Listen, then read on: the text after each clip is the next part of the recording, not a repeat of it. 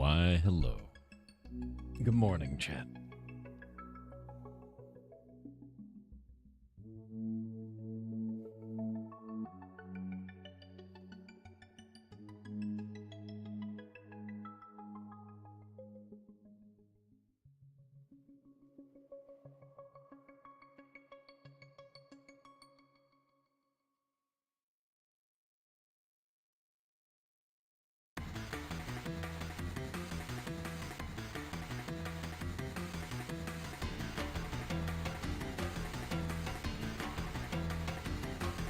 Morning, Mr. Late Hair. I know, dude.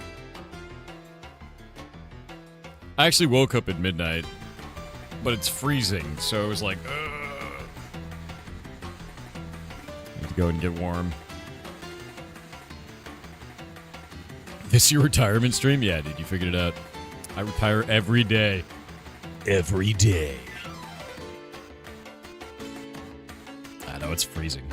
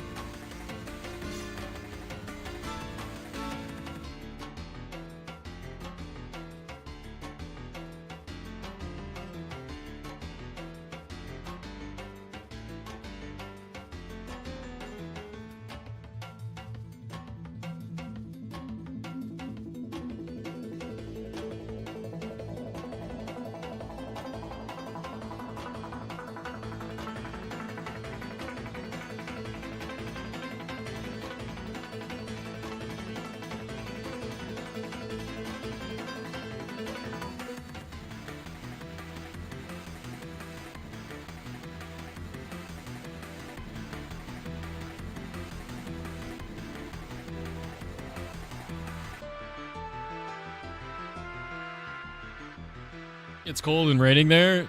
You hate it? Oh, it's cold and raining here too, man. Happy birthday, how dare you. Is that a midnight sumo emote? Yeah, it is. Hell yeah.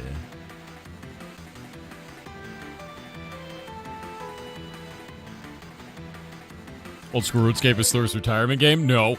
I'm just setting up my crab slapping for the day right now.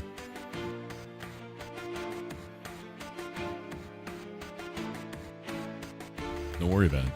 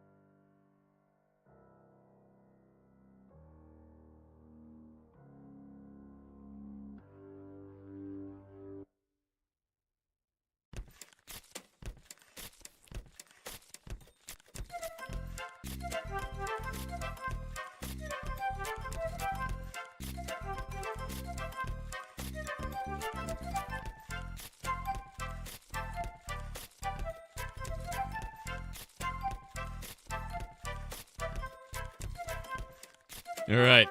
You guys want to see Nemo?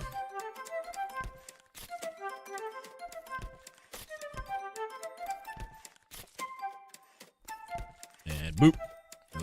I exist. Come here. Oh, little man. Hello. Hi. See that? Wanna look at that? Sniff, sniff, sniff, sniff. Wanna look at them? Sniff, sniff, sniff, sniff, sniff. Come here, little man. Come here. Who's the little guy? Who's the little guy? I'm gonna get you. Get you. I'm gonna fight. He tried to fight. He's so good, dude. Let's see if he would do it. He wanted to. He wanted to fight.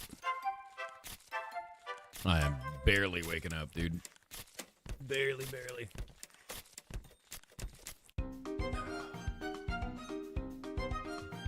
My hair is everywhere today.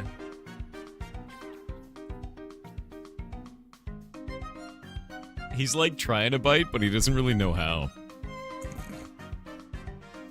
He's very funny.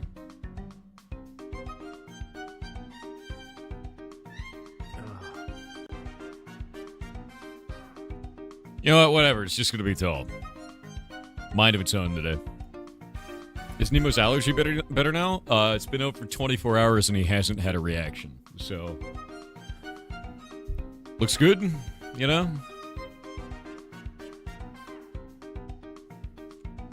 Yeah. Yeah, I'm pretty happy about it, to be honest with you.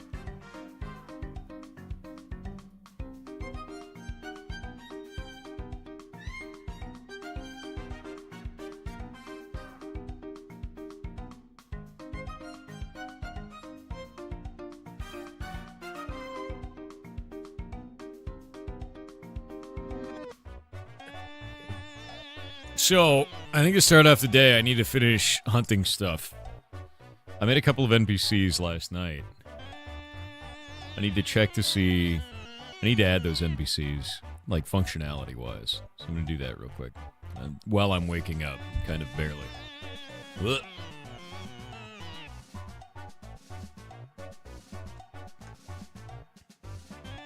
Nemo's living his best life? Yes, he is. You know who else is living their best life? Frog and Toad. The lion's mane cannot be contained. God, I gotta grow more. I'm gonna do that soon. I want to grow it. Last time we checked, no bone drops. I already fixed it. I fixed that last night. You watched me fix that. Yeah, that fixed.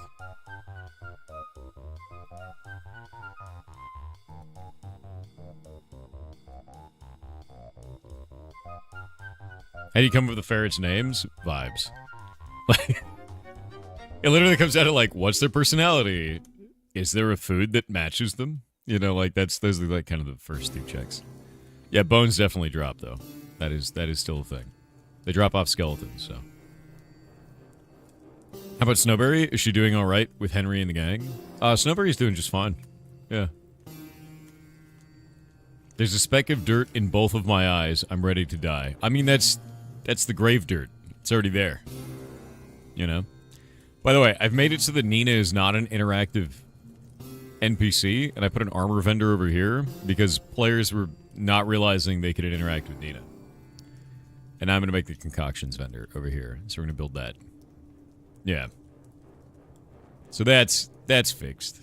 Also, Harold is here. He's working now. Gerald is working. Everything is working. And I'll have to go through a bunch of stuff today. Yeah, Nina lost her job, dude. Budget cuts, you know. We'll get all of these in here. I'll need to have to do probably a pass on all this. But I think this all makes sense right now. I might increase the total cost of other materials for all that gear. Can you make Nina woof when you click her? I could probably make her say Edward. That could be doable, I think. Maybe Ed. And then word. Edward. Like that. Or maybe Big Brother. I'm going to say that.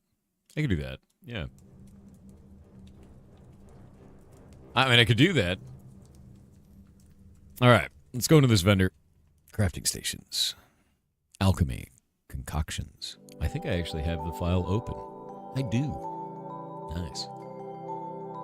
We're going to open up Alchemy Potion Cellar. Boop. Boop. She should ask if it's time to play. Yeah. Nina's job is to provide an emotional damage. I agree. Yeah, I look out for mental health in this game. I do. I think it's very important. Mental health, that is.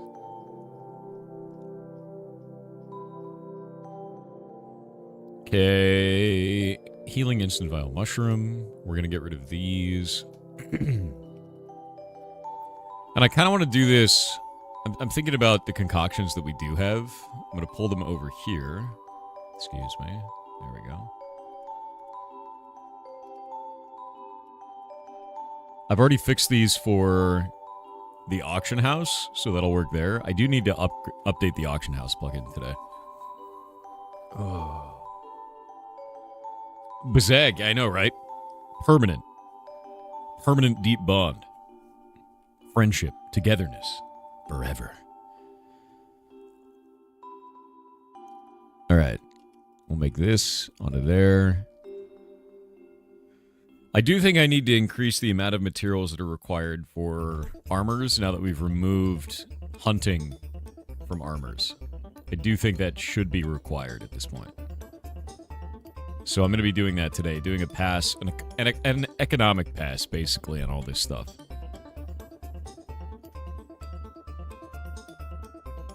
I think what I'll do for these is we'll do a witch's butter, and then a bunch of materials for them.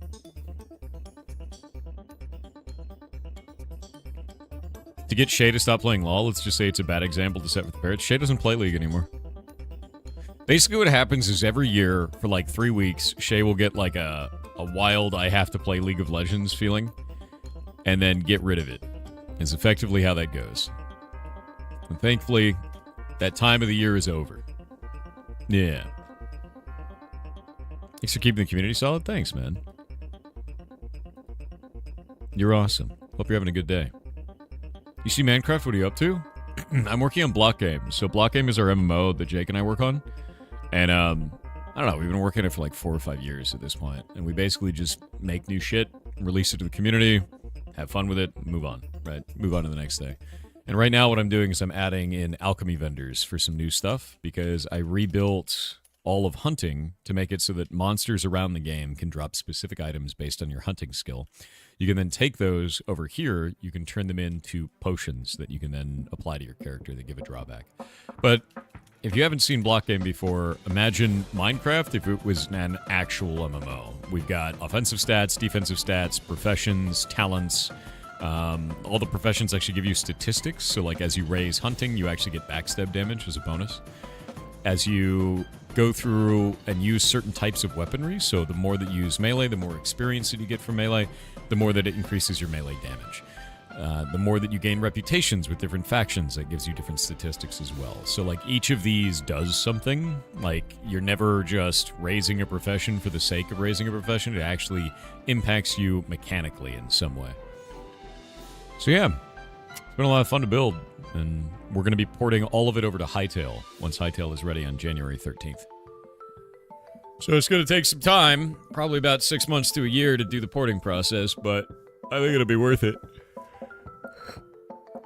We'll be adding defensive proficiency soon, like armor and regen, or maybe something speed proficiency. I don't know yet. I wanted to stay away from doing a defensive proficiency at first, because that basically just means you sit in a corner while someone hits you in the face, which is a little bit weird, right? Like the grossness of that is strange, like where someone will just take off all their armor, stand in a corner, and just get punched.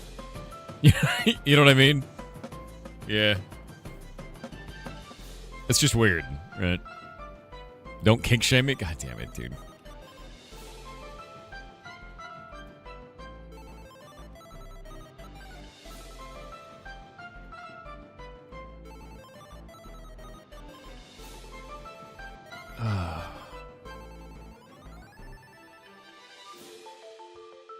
So, like, I think that's the biggest thing. You so ready? What's up next?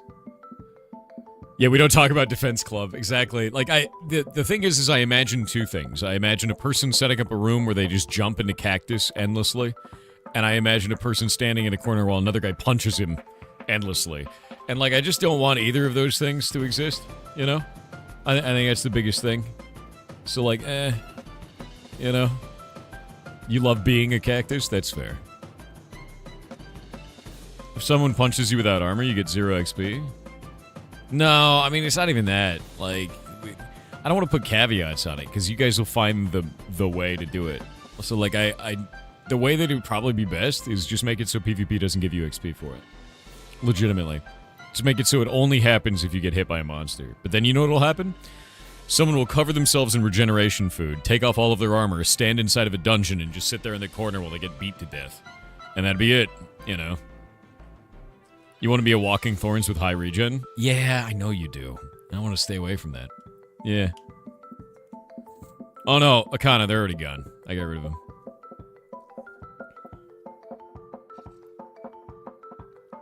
them. Jesus.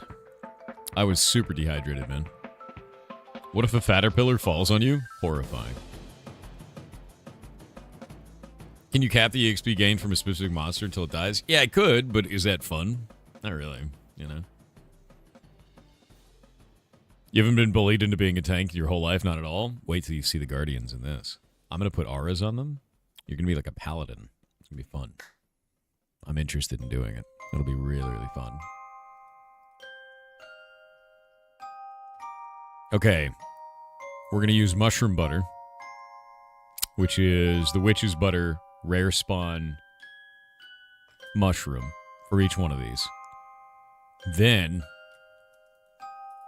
I'm going to use the zombie material for each one of them. So the tough thing will be the mushroom butter. The easy thing will be the hunting zombie. I wonder if that's good. Is that fun? I don't know if that's fun.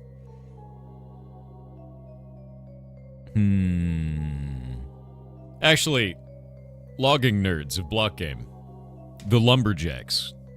How many of you have even gotten a witch's butter mushroom? Tanking can be really enjoyable, but it often ends up cost prohibitive because tanks plus healers are always in demand. Yeah, that makes sense.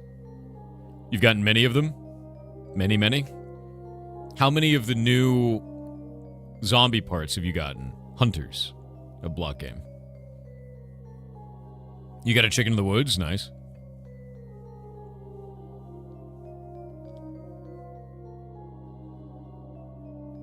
I have you playing on my phone. NPC, and it sounds like small you is arguing with larger you. Good.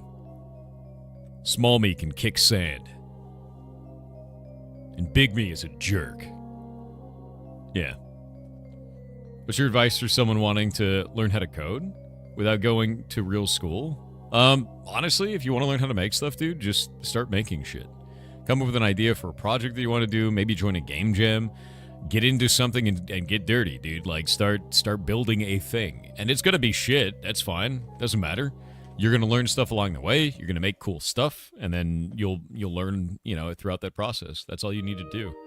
I think there's this really weird kind of emphasis on perfection, especially in small or personal projects. Just make shit. Who cares? It does not matter. Not even a little bit. Perfect is the enemy of good, my dude. Always will be, always has been. Make shit. Arduino's awesome, yeah. You learned to code in Java by writing a scheduling program for your wife's deli team? That's awesome. Hell yeah. Sad that it was Java, but, you know, fair.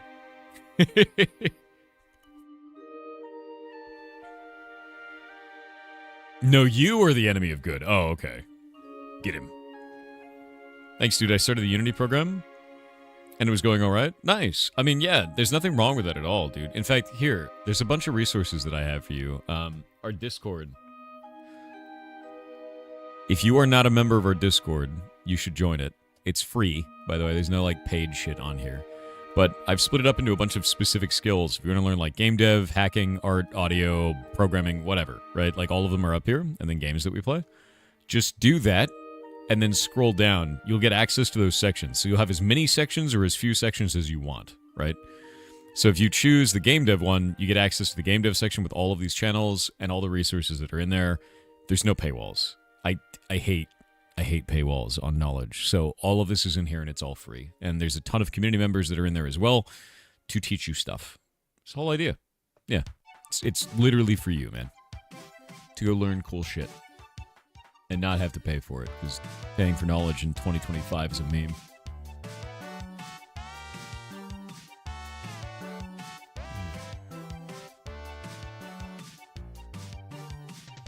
Very cool. Red Sky. You want to play block game? But Nina makes me very sad. Why? Why would Nina make you sad inside of the alchemy station? Why do dogs make you sad?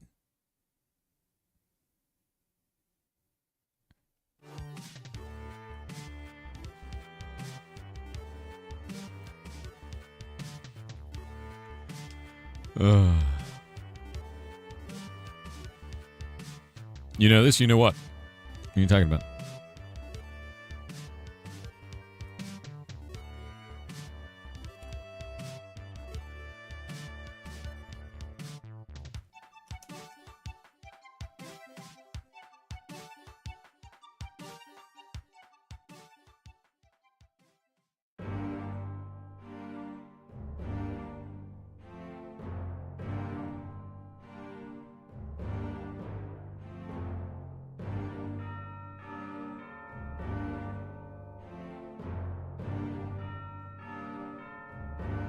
Hey, what's up, Mullatron?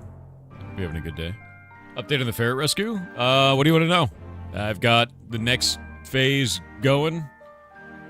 I'm about to... I already signed the paperwork, so now I'm waiting for them to send me the invoice. The invoice is going to be terrifying, but... The next phase is them building all of the schematics. It'll take 3 to 4 months. So... Long time process. In fact, I should probably update that on the website. How's Nemo? He was in here earlier. He's doing good. He hasn't had an allergic reaction in 24 hours, so with no Benadryl. So his immune system may have been calming down. Did the price end up being a house or a fancy house? Fancy house. It's scary. It's the scariest thing I've ever bought in my life. Yeah. It's the scariest bill I've ever seen in my life. No, we haven't broken ground yet. The 3 to 4 months is for them to build all the schematics and everything, and then we break ground after that, is the idea. It is incredibly unlikely that the county will say no at this phase, ever. Basically, they've said yes already, effectively. Yeah. So it's going to be a lot, dude. Looking like 1.5 for the entire project, which is scariest thing I've ever done in my life, dude. Scariest thing ever. But worth it. So, it will be good. Alright. Hunting skeleton. Yeah, it's a medical facility, right? It's not a house. No, I wish, Iraq. Yeah, no, it's a medical facility, and because it's a medical facility, it has to be built to certain specifications. It's a veterinary hospital, is what we're building, dude. That's not a small deal, you know? Yeah, that's not a small thing. That's a big thing. That's why I'm like, because it's scary, right? No, it's 2,400 square feet. In fact, I believe, let me grab this. I have the layout here. So this is the rescue floor plan for what we're building. And if you look at this, we're doing all of these side rooms as 10 by 10s. So pretty easy. It's just a grid. Very simple. Big gray box, right? But we've got 3 ferret rooms of 20 foot by 25 feet for each one of these. These, we want to put a window up in here. These are all doors for this. So one entrance on this side, one entrance on that side, just in case there's a fire, which, you know, you hope that there never is. But if there is, multiple exits is the idea. With this, we have a break room that's 10 by 10. We're going to put a fridge in there and like a hangout and like a table and maybe like an arcade cab, something neat, right? Bathroom is going to be very large. And the reason why is because we want to have stations to be able to clean animals because each of these rooms will have between we're looking at like 75 ferrets per room is the whole point of that. Storage room, quite large. We can store a lot of food that way in case we can't get out for like inclement weather because it rains 75% of the year and it snows here and all kinds of stuff. So we want to have a lot of stored food. Laundry room, I want to do 2 washers, 2 dryers at the minimum is the idea. An industrial extractor is more what I'd like to do, but I don't know if the utilities here can support an industrial extractor. An industrial extractor is what they use to wash clothing in, say, hotels. It's a big washer dryer machine, massive. Medical facility in this, so that's going to be our med bay where we're handling all of the stuff like administering medicine or, dealing with emergencies, any of that kind of stuff. We'll have incubators in there. We already have one of the incubators, which is cool. Quarantine room. Quarantine room is going to be very large steel cages. I already have the models that we're going to get. They're actually pretty cheap, which is nice. And that'll be set up so incoming ferrets will have an area where we will sequester them for 2 weeks each. Or if one of them has something that we believe to be infectious, it'll be in there. And we'll have a bunch of PPE and stuff like that. So, and I'm probably going to do a door between medical and quarantine, but we're talking about it of like how we're going to link these rooms together and stuff like that. But yeah, it's a roughed out design for what the ferret rescue is going to be. The idea is also to have the hallway be at least 5 feet wide, so quite large. Yeah. And that's it. Yeah. Big building, but it'll be 2,400 total square feet. Build a basement for the mods? I don't have a basement. The airline screening locations are all marked with Markiplier's head. That's funny. Yeah. But it should be good. And that's the idea, man. But we were originally going to do like a 3,500 square foot, but it's just too much space. Will it be done by next year? God, I hope so. This whole process is terrifying. This current phase is setting up all the schematics, doing. In fact, I've got a list. Let me tell you the list of what they're doing right now, just so you can see how insane this process is. What is this? Bro, what? Let's see. Where is it? There we go. It's responding to him earlier. All right, one sec. I'm going to open this real fast. Okay, good. It's not going to open on my main monitor.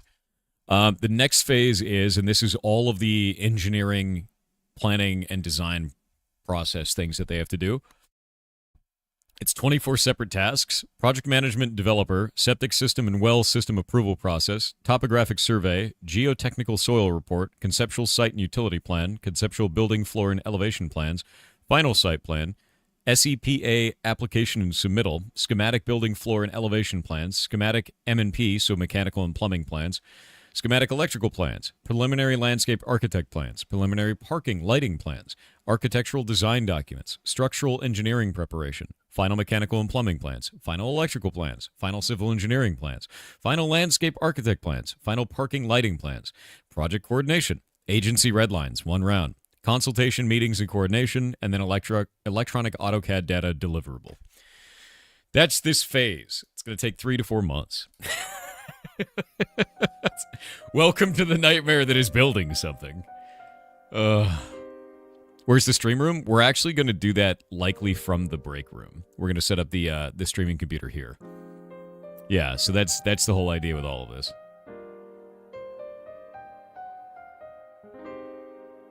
Yeah, it's terrifying. Actually terrifying. Yeah, no, it's super scary, man. Because it's a lot of work. It's more money than I've ever spent on anything in my life, and it freaks me out. Not 5 rooms for ferrets? Too many rooms. Yeah.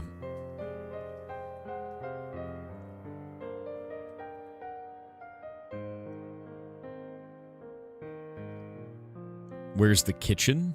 We don't have a kitchen. We have a storage room. Yeah. Yeah, no kitchen. We wouldn't need a kitchen, to be honest with you. The Wigglers are worth it. True.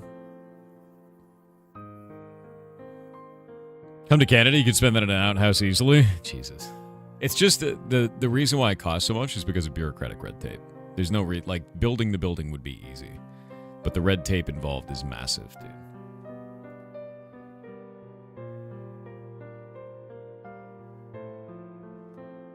Alrighty.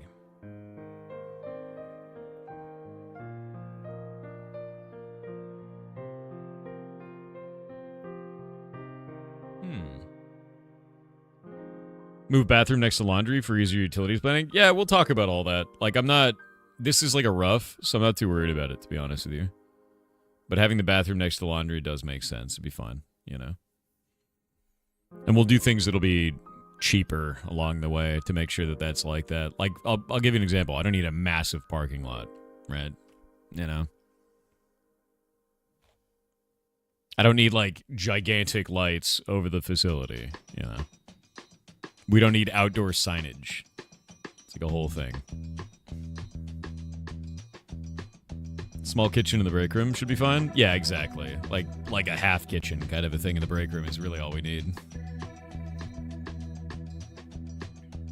Hope you get good contractors working on your plans. The contractor that we went with actually builds veterinary hospitals. Like, that's what they do. So, like, yep. Yeah, where are the ferrets going to park their cars? I know, right? It's rough, dude. But that is literally what this contractor does. That's all they do. Is they do veterinary hospitals and veterinary, like, facilities. And, like, that's it.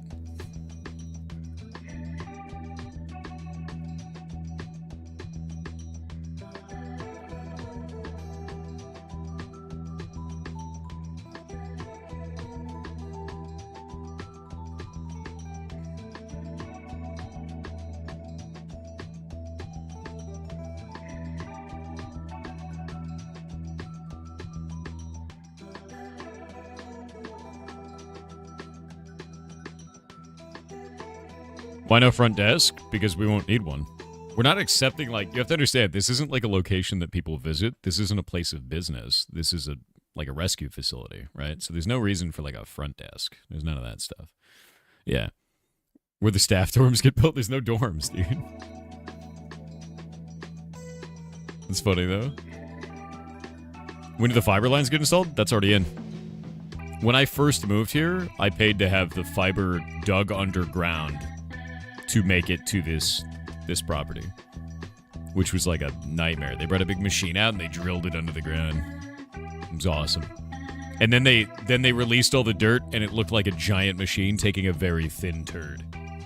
It was great.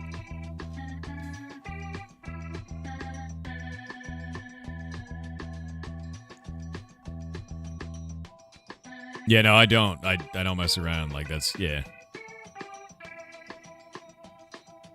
Okay, let's see. Zombie, skeleton, spider, slime, ghost. Save.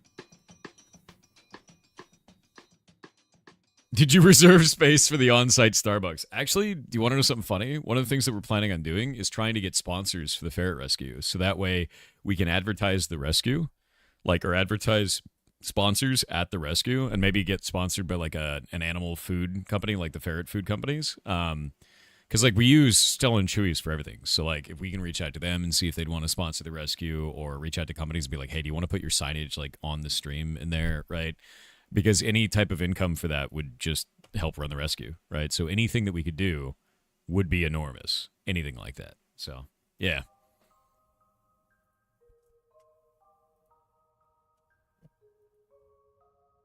Let me actually talk to you.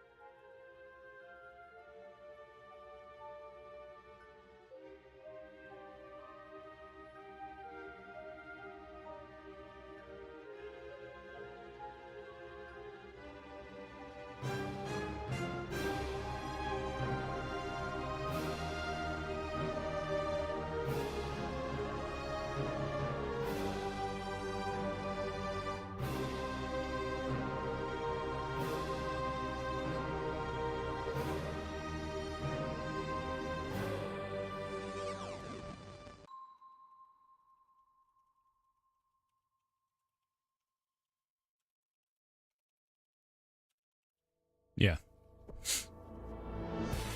That's smart. It's possible because of the stream, despite not being a public building. Yeah, I mean, that's the idea, is like we're doing it as, like, if we stream it, like there's a couple of things that I've been thinking about in terms of like things for this, and I've already been talking to our sponsorship company, is like maybe a company would want to sponsor part of the build process. Maybe a company would want to have their signage up. Maybe we'd want to have like a long-term sponsor that would just send us food or supplies, right? Like one of the things that we have to do all the time that we have to keep buying more of is syringes.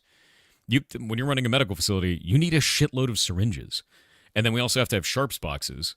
And then we have to take those sharps boxes. Thankfully, I have a dump nearby that actually takes sharps boxes for free, which is great. But a sharps box is like a specific plastic bin where you put syringes that have needles on it. Like, that's a big deal. So, like, if we could get sponsored by a company that does medical supplies, that's wild, because that's like, I would say about 10% of our bills is just random medical shit. Like wipes for cleaning and syringes and like I don't even know, like fluids bags, right? Like fluids bags for every we have to do fluids all the time. It's like a big thing.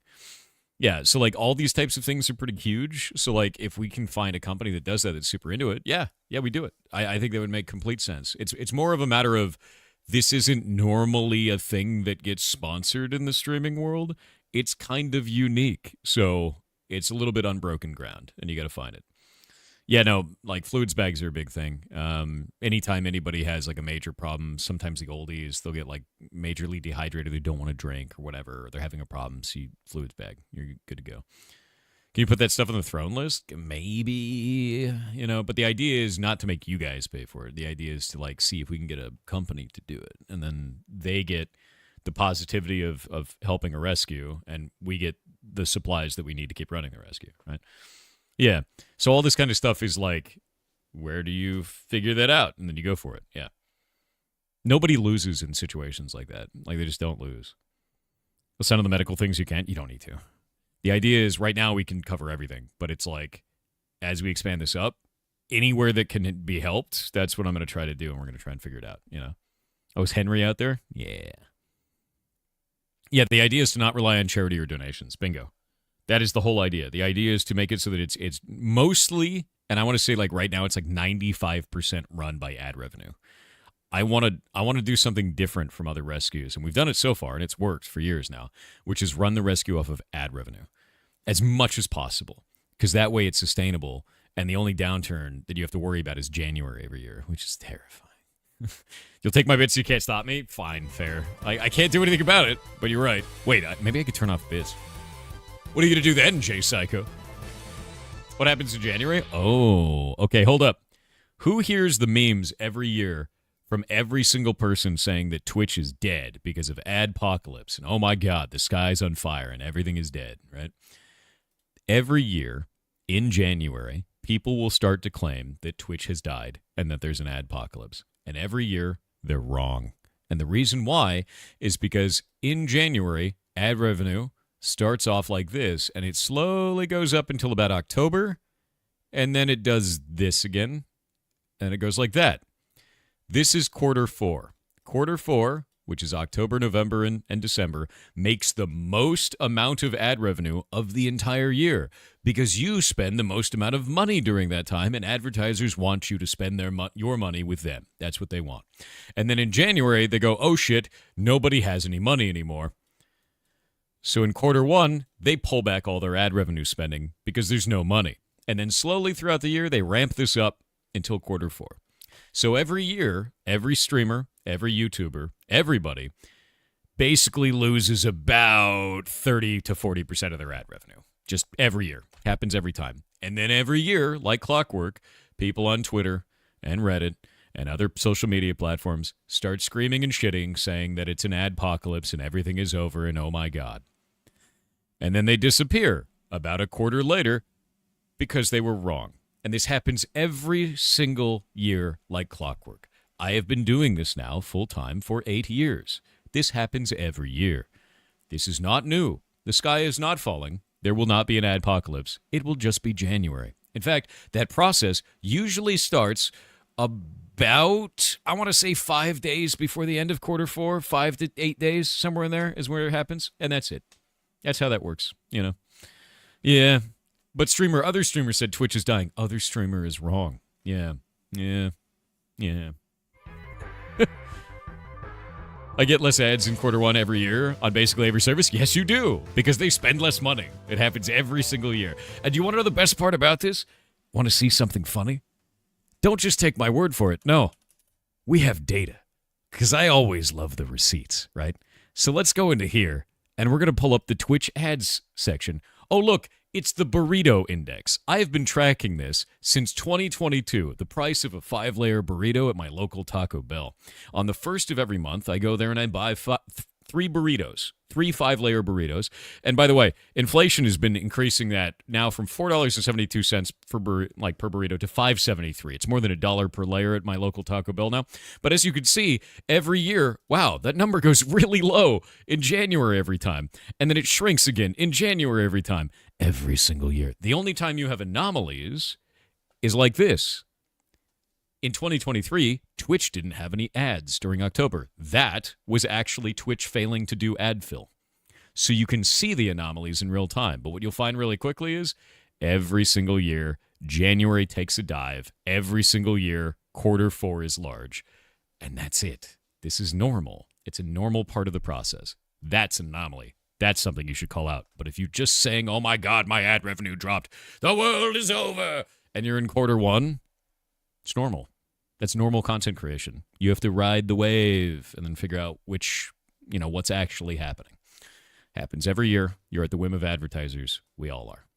This is when you should find out what the hell is going on. And that was just Twitch failing to deliver ads. They didn't have enough advertisers for the month of October, which is terrifying because that's one of the best months of the year generally. So, anyway. Yep. I know this is normal, doesn't sound sexy, and doesn't get clicks, but it's normal. Yeah. Yeah, no, October is awesome. October and November are the best months because December does have a cutoff towards the end of the month where it stops getting ad revenue. If it's raining here, can I say the sky is falling? Yes. You can also say it's raining cats and dogs. By the way, I have a couple of items for that in the game. I have a catfish, and I have a dogfish, and then I have a manfish because it's raining cats and dogs, but it's also raining men. And those only can be fished up if it's raining. Block game. Yeah. I remember your convo with Devin last year. Yeah. I talked to him all about it last year. I was like, no, dude, this happens every year. This is normal. I have the data. Here you go,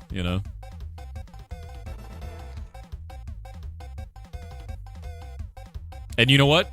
I guarantee that same conversation is going to happen again this year. That conversation never happened, and that I never had this data, and that nobody ever knows what's going on, and that Twitch is dying, and oh my God, it's the end of the world. Like it does every January. And it's insufferable. Yeah. Does Manfish drink Bailey's from her shoe? He should, to be honest with you. Oh, wait. I have a full set of gems in my inventory in old school RuneScape. My crab slapping is profitable. Quick question, is Heartbound abandoned? No, I release an update every month, you goblin. Look, I don't know if you're trolling or just uninformed. Look, we'll go to Reddit. You can see all of the patch notes for all of this. These are listed not only on here. Every month I do an update. Every month I update this and release new content. It's listed on our Discord in an announcement. It's listed on Twitter in an announcement. It's listed on the Reddit in an announcement. And it's listed on Steam on the actual game's page in an announcement every single month. You can find it anywhere that the game exists. And yet you come into Twitch chat and ask me if it's abandoned. Why are you like this? Why?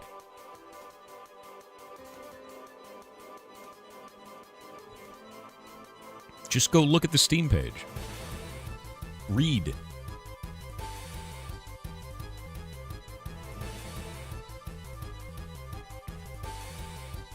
I always slap the crab, dude. Slapping the crab is good money.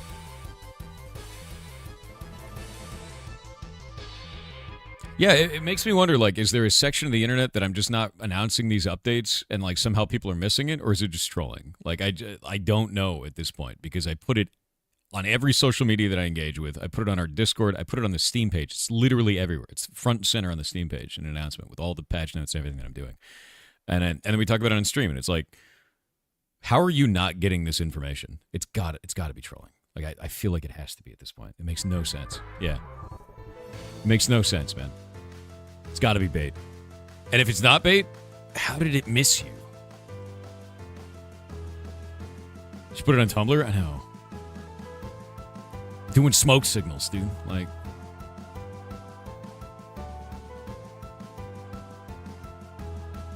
Basically, the way that I look at this, man, if it's not trolling, if you're not throwing bait out there, if you're getting all of your information from someone who isn't me about my game that I work on, just go look at the Steam page.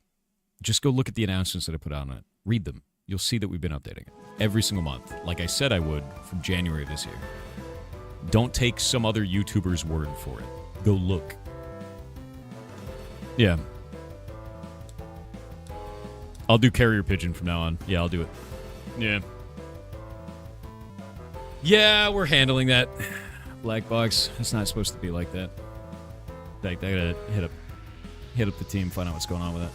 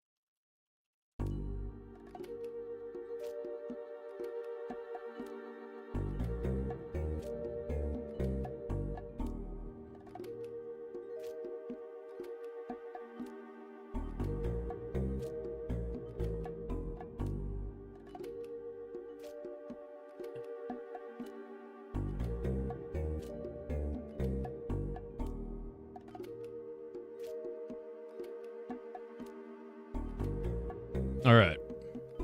I got no update via my Ouija board. Yeah, I know, dude. But no, there's an update every month, just like there always is. This next one is I'm working on the combat scene for the end of Animus, because I finished the picnic. But I also want to polish some stuff in the picnic, because I don't really like the story for one of the routes. It feels not great, so I'm just going to fix it. Yeah.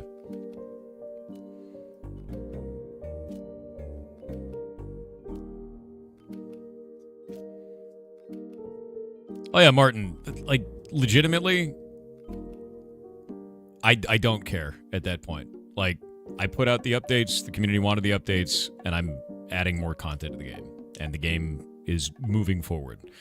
It's always this really interesting kind of catch-22, which is like, release an update. Okay, I released an update. Here's some new content. That's not enough for me, right? Like, and it's like, or people will be like, you know that meme of like, no throw. Only, like, or no take, only throw, right? And it's the dog with the tennis ball. It's exactly that meme. It's exactly the meme. No take ball, only throw. No do update, only finish. It's like, dude, how do you think games get finished, man? Like, they get finished through updates, man. Like that's how that works. It's very funny. It's just like, what is wrong with you, dude? Yeah. But no, the last scene that I did has, let's see, 4 characters involved with it. It's got 2 major different routes. Actually, it's got 4 different route possibilities, because you can go in with Shelly or with Sheldon. You can have a route for positive or a route for negative. You can interact aggressively or passively. Lore has either a breakdown or gets aggressive, and then it ends in Misery and Mania cutting in, based on those 2 different ways of doing it. And getting all of that done, and then making it so that it blends into the Clash, which is where it goes now, which means the Clash is the final section, and the Clash is finished up until the combat scene. It means that we have one route. I have collapsed all hundreds of those routes in Animus down to the final moment now. And the final moment's what I'm working on, which is awesome feeling. Yeah. Your fave wins at the Streamer Awards? I haven't seen all the winners, actually. Let me go look.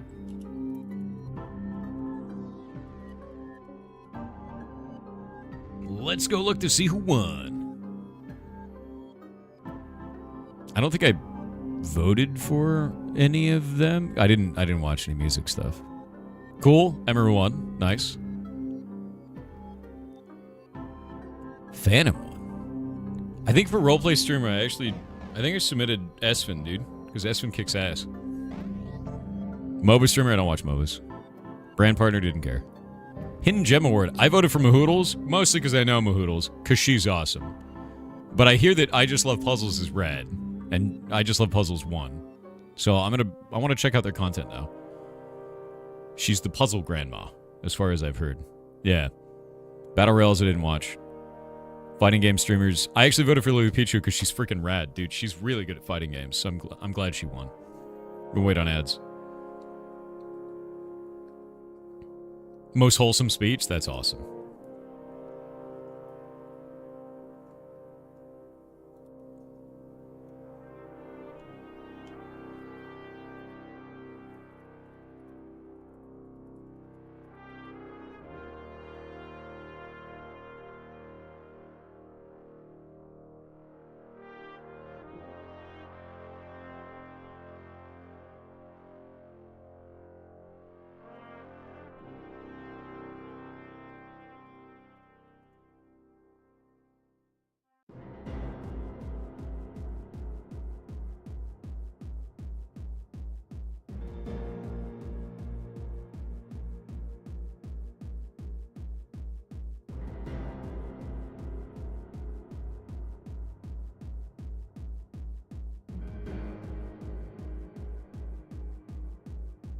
There we go.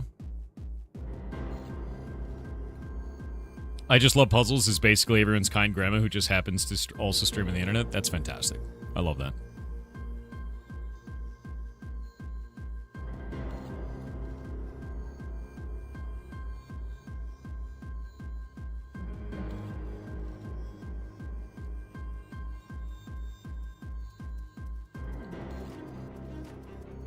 Will YouTube ever surpass Twitch and become the sole platform for streaming? Why and why not? YouTube could do that, but their entire ecosystem for streaming is shit. Just like Twitch could maybe compete with YouTube's static videos, but their entire ecosystem for static videos is shit. Twitch is very good for streaming. YouTube is very good for static videos. They're both bad at the other job. So I don't know. I think YouTube, if they wanted to compete, they could. They're Google. They just don't for whatever reason, and I don't know the reason why. Yeah, streaming feels like a side thing for YouTube. All right, ads are over. Best MMORPG streamer, Soda Poppin', not surprised. I think I voted for Annie because Annie's rad. I like Annie. She's awesome. Speedrun streamer, I try to get Simple Flips on there. I try to get Simple Flips on the speedrun streamer every year. Makes me sad. One day it'll be time for Simple Flips, dude.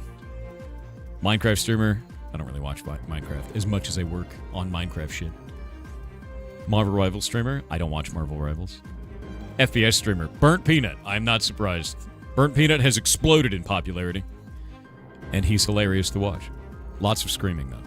Strategy game streamer was Jinxie. Okay. Wasn't Jinxie the one where he took a shit on the toilet in the middle of his video, which is hilarious?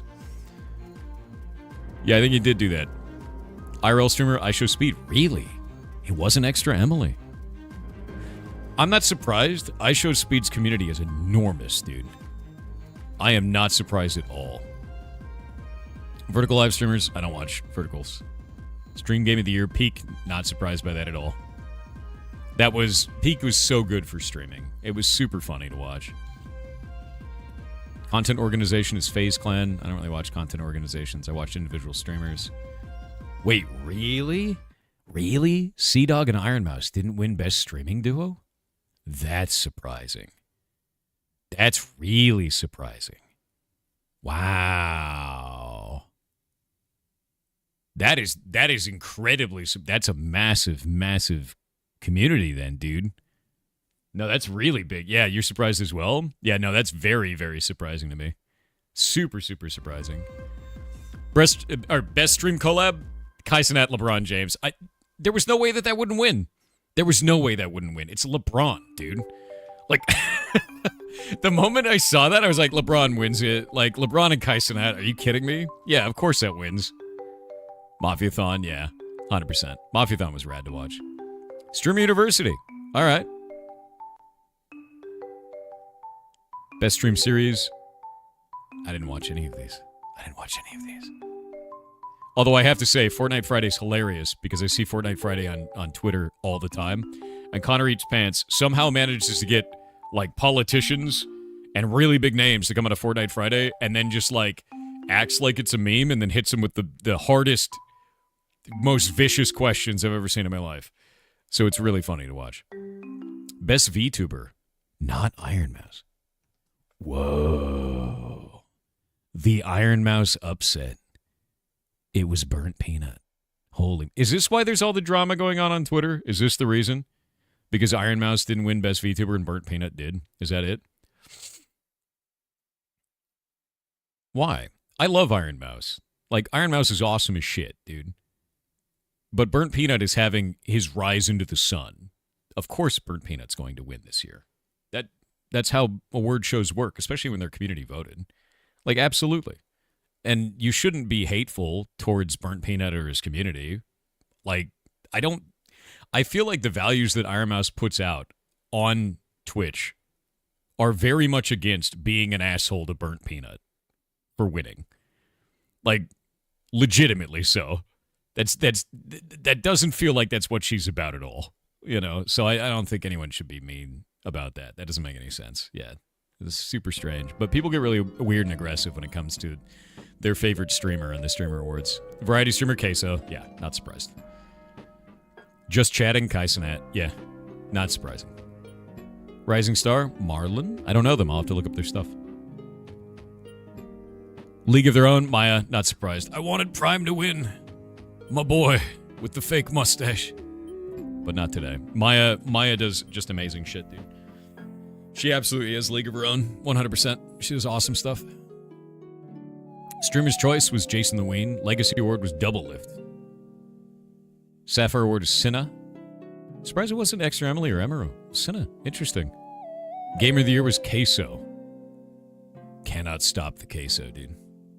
Cannot stop the Queso. And Stream of the Year was iShowSpeed. Yeah. That's awesome. iShowSpeed has just this massive international community, like absolutely enormous, because he traveled the world, which I just thought was cool as hell. Yeah. Yeah, super awesome, actually. I'm always constantly amazed by iShowSpeed's willingness to just, like, go somewhere and do a backflip, you know? Yeah, no, he's super funny. Just the fact that he could just go anywhere and be like, I'm going to do a backflip now. I'm like, you're insane. That's the most wild thing. Surprised that Kai didn't win that one? I don't know. I mean, the thing is if you push on the international, like, going to each one of those places, you've got fans everywhere. Everywhere, right? Like, that's such a big deal. He was on WWE? Jesus, dude. He won the award and did a backflip? Of course he did. Dude, if you could do a backflip at the drop of a hat, you'd do it on the stage, too. You'd do a backflip all the time. Why wouldn't you? Right? Because you can do a backflip. That's like the coolest shit imaginable. Like, you could get into an argument with another person over any subject and just do a backflip and you win the argument. Like, be honest. Of course you would do that. How do you respond to a person that did a backflip in the middle of you arguing with them? Without sounding mad. You don't.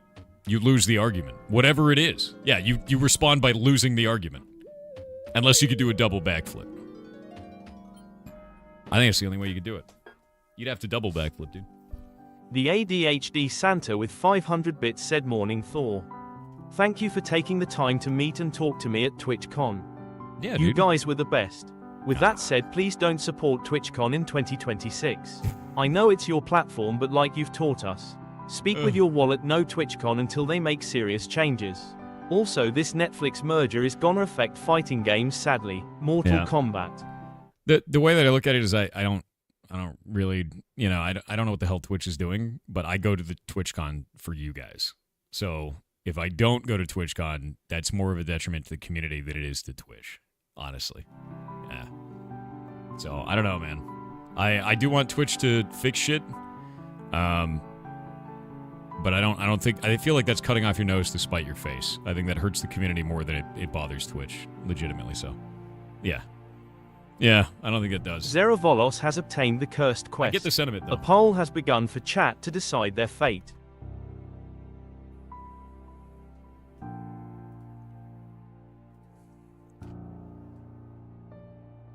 Which curse, chat?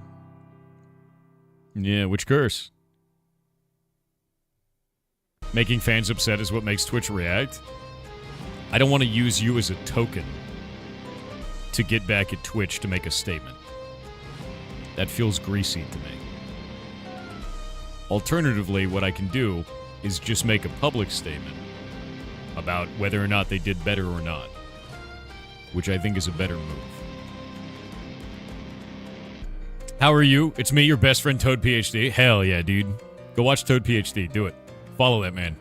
He's a toad, and he has a PhD in giving you advice. Some of it might be good. It's true. His stream is hilarious. Chat has cursed Zerovolos with music. Also, you should watch Toad PhD because he has a skin condition, in that his skin changes colors every stream. All of it. The whole skin. You get to see most of it, too, of the skin that changes colors. It's actually incredible. Yeah. That's the stream. It's a lot of skin. You should watch Toad PhD, dude. You should do it. Yeah, join us in following Toad PhD. How you doing, man? Also, Zara with the music. Oh, shit. Oh, shit. All right. Zara, you there? Zara Volos. You there for your curse quest, man? Are you there? I don't know if they're there. Do they exist? You are? Okay. Your quest. You need to tell me your favorite song with lyrics. I'm going to ruin it, by the way. What is your favorite song that has any kind of lyrics? Did I see your last comment? Not yet. Oh, Thor do a backflip? I can't do a backflip. I can't do a front flip. I can sit my ass in this chair. That's about all I could do. And when I do, I make a grunting noise. Also when I stand up. It doesn't help, but I do it. Yeah, what's your favorite one? The Bard song by Blind Guardian? This is going to be rough for you. You need to go back through all of my streams, and you need to clip sections of me talking and pull them out and take the audio and make me sing that song YouTube poop style. That's your quest.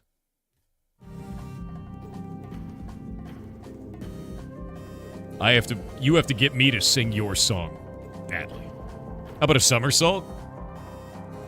Best I could do is sitting on the floor. Final offer.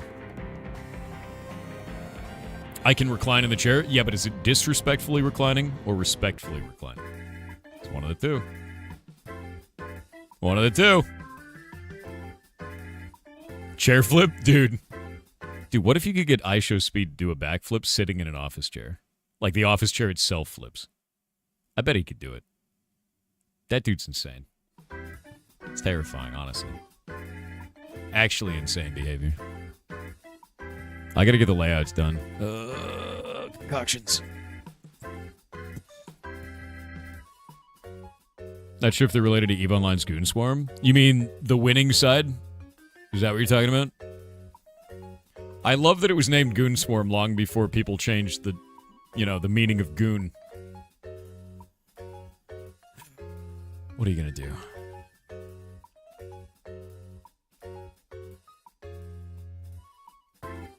Boop.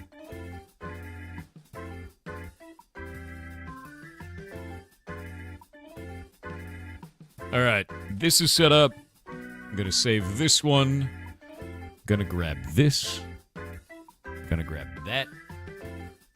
Hold this over here, and I think we can do that, but make it like this.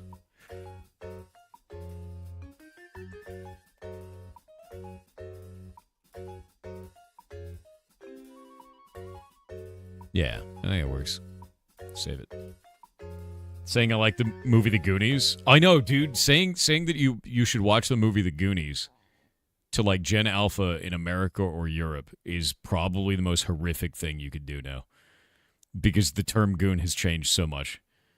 It's like, they're like, what? You're like, yeah, you got to do the truffle shuffle after you watch The Goonies. And everyone's like, don't stop talking to me. Jesus Christ.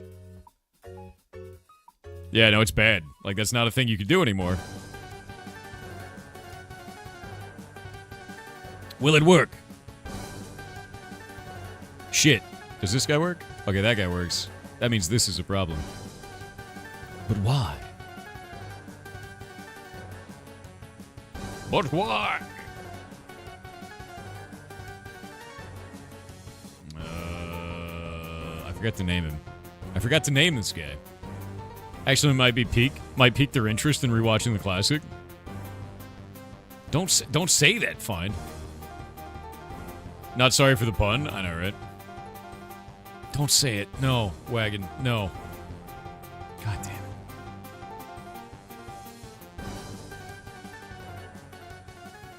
They're talking about finally making a Goonies 2 now? No.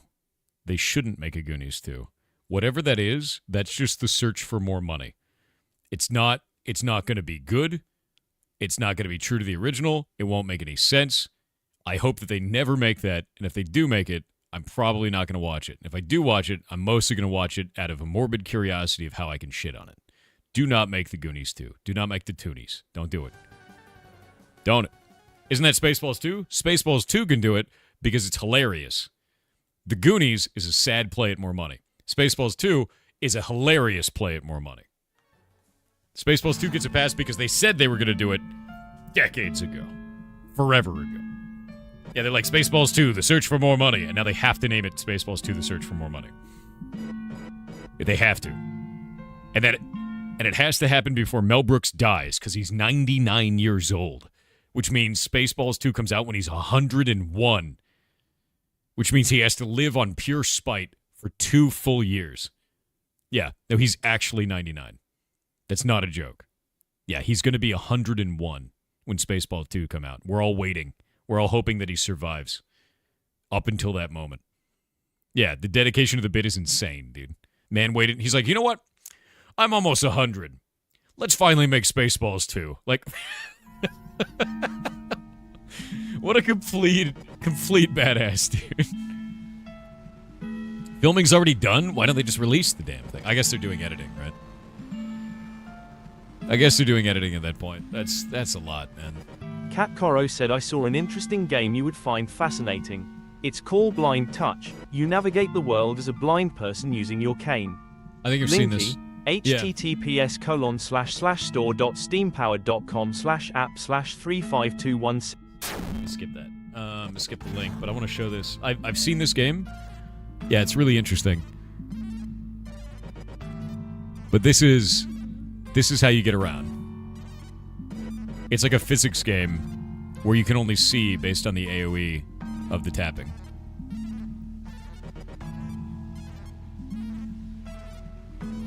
Which is really interesting.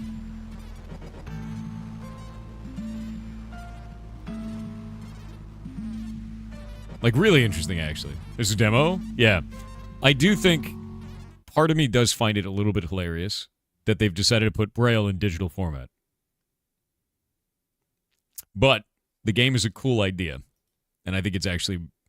I'd like to see more of this kind of a thing in games. Really enjoy that. Touch the screen? I can't do that. That'd be bad. I'd get fingers on it, dude. Fingerprints are gross on your screen. I do find that to be a really interesting gameplay, though. Honestly, I think it's cool. I think it's really cool, actually. Tap people in the face real hard. I could just do that. I could just do that normally. There's a horror game that does this? That's interesting.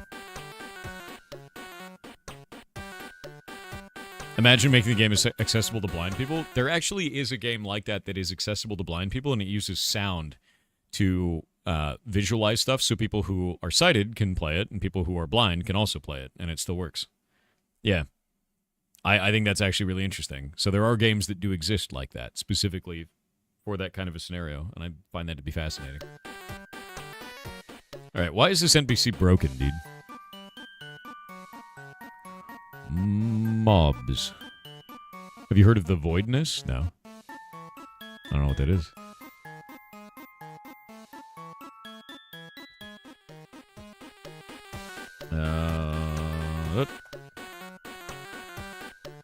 Uh-oh.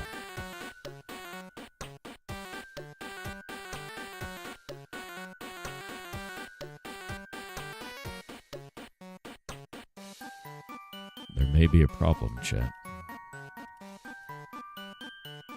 Uh-oh.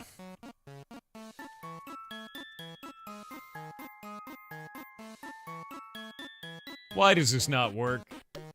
Why are you so angry? There's no alchemy station called Alchemy Concoctions.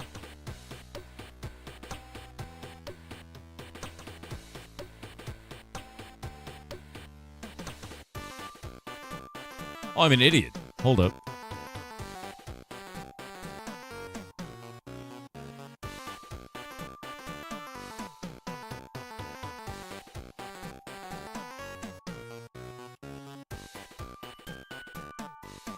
Do you ever just put all the files in the wrong spot?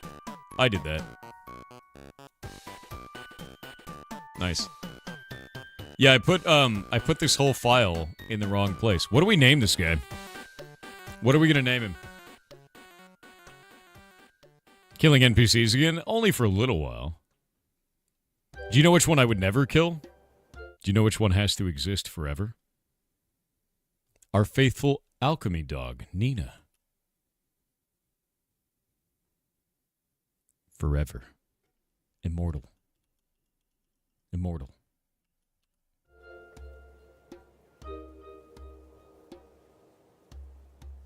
Bartholomew? Wait. I know what we can do. Hold up. Who invented, or who discovered phosphorus? There he is. Hennig Brand, the discoverer of phosphorus. Do you know how he discovered it? By buying hundreds of gallons of piss and then boiling it until it glowed in the search for the Philosopher's Stone. That's right. The piss alchemist himself. We should name him Hennig. That's the way. There he is. He actually discovered phosphorus this way. Yeah. The piss alchemist himself. I love how he looks amazing, right? I bet that smelled wonderful. Yeah, he lost a wife to it. And then he got a new wife that continued to fund his research, so she was really into it. Yeah, his first wife left him, and then he got another wife that kept giving him money to continue boiling piss. History's really weird, but he eventually discovered phosphorus, and then thought it was the Philosopher's Stone by boiling piss until only phosphorus was left. Yeah. Yeah, he was also really young. He was. He lived a long time, though. Yeah. Is that piss as in beer? No, that's piss as in piss. Like actual piss. Yeah, he redefined the term taking the piss. He would come to your house, and he would buy it from you, and then put it into his machine and boil it. Boil it. Yeah. Yep. Because he was trying to find a Philosopher's Stone.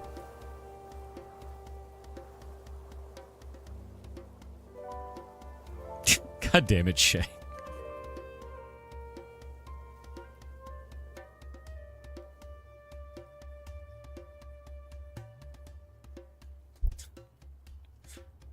Yeah, no, that's literally what it was. He would literally go around and buy pee from people, dude. Like, that's what he did. And he boiled it until it was all left. That was all that was left. So we're going to name this dude Hennig. His name will be Hennig.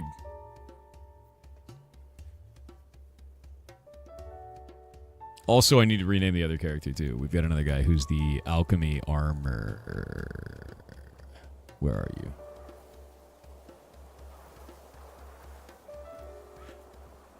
I need to rename Alchemy Armor. Because the armor's on his own dude now. What if we... Oh, you know what? Hold up.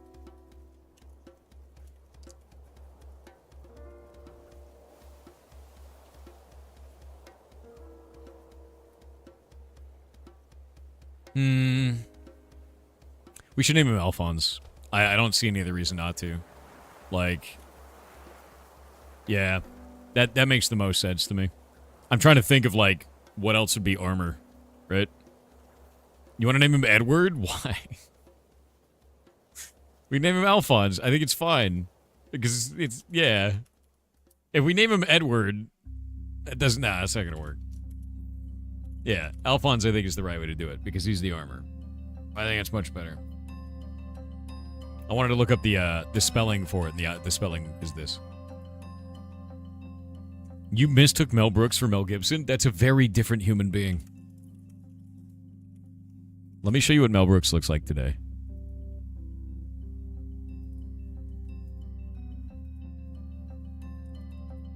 Look at this absolute happy bastard. Look at him. He's 99, dude. He's 99 years old, man. He's 99 years old. Look at him. Spaceballs the sweatshirt, dude. That's Mel Brooks. What do you mean who?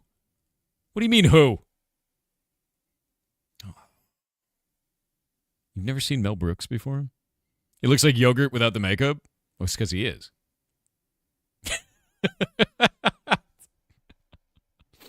Yeah, Mel Brooks is awesome, dude. Yeah. What movies did Mel Brooks make? Let me see if we can find you a full list of these, because he's made a lot of movies, dude. Okay, this is a huge amount of... This isn't all of them, but this is a bunch of Mel Brooks movies that you should watch, honestly. History of the World Part 1 is fantastic. Blazing Saddles is fantastic. Young Frankenstein is fantastic. High Anxiety is really, really good. Spaceballs is good. Robin Hood Men in Tights. Like, all of these are great, dude. All of these are great. There's more, too. This isn't even all of them. This is the start. It's Frankenstein. So many of these are just hilarious because it's Mel Brooks. Because Mel Brooks, at the time, was not afraid to do ridiculous shit in movies and be avant-garde. Right? That's what it was. I'm not at all. So, I don't know. I love Mel Brooks. I've always loved Mel Brooks. He's awesome as shit. I also love, like, Gene Wilder. Gene Wilder was awesome as hell. Dude was rad. Awesome human being. Loved his stuff. Yeah, Airplane 2. Yeah. Airplane and Airplane 2, I believe, was Mel Brooks. If I remember correctly. Let me make sure. Mel Brooks. Airplane.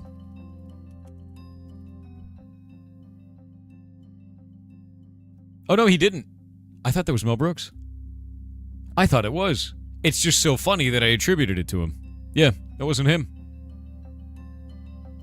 It's a very Mel Brooks style movie, but it's not him. Yeah.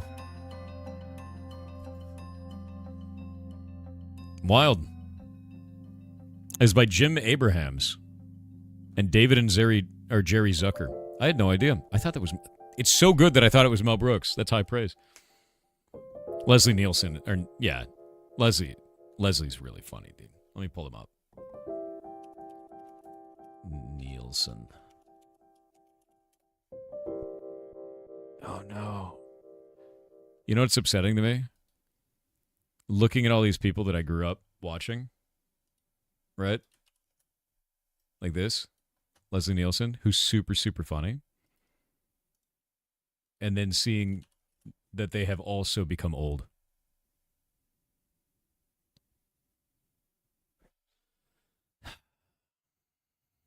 Go back. You will never age in my eyes. Never. Yeah. And dead. Yeah. I don't want to talk about it.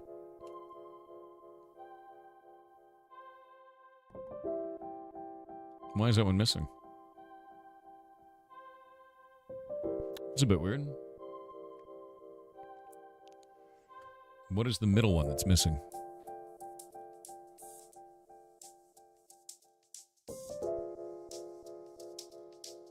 The only thing it can be is Hunting Slime.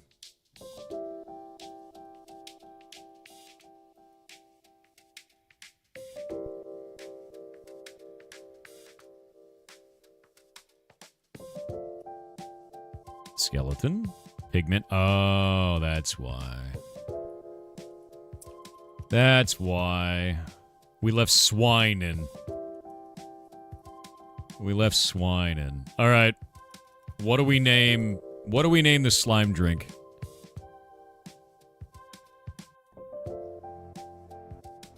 What do we name the slime drink? Because Pigman was the last one, but I removed Pigman.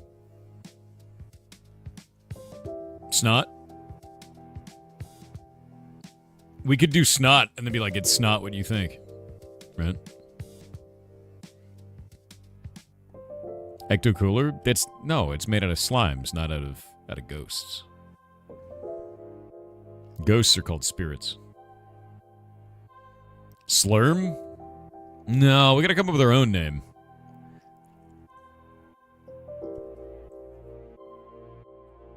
Bacon sauce? What? Oozium? No, Shadow Crushers, Jesus. The Nickelodeon special. Why are you like this? Yeah, material paper, don't worry about that. That's to make it so it's stackable.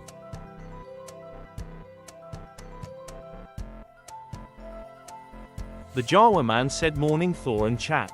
On day 4 of an asthma attack, no real energy to fish in, so the quest for 60 must wait. Oh. Just wanted to say thank you for being here. Medical problems suck. Hopefully doctor today. They do suck. I hope you're doing alright, man. Stay safe. It's a rough thing to go through. Legitimately so. Penguin with a gun said could you make Nina in block game say the name of the player? Lol. I could, and I can make her say it slowly, which would be funny. Yeah.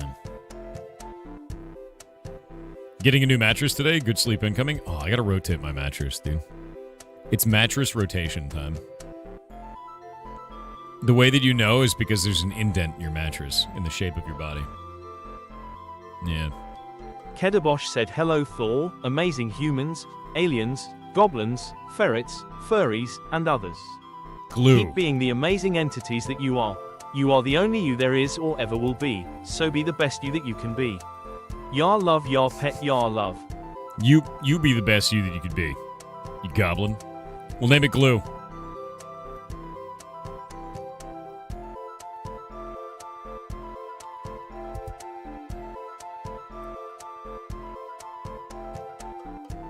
Can't rotate my mattress because it's a sofa? Get a bed. Get a bed. Mountain glue? I'm not calling it mountain glue.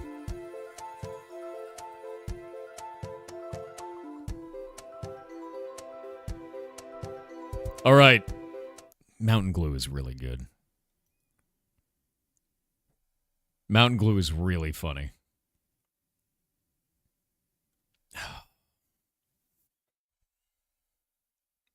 Okay, mountain glue.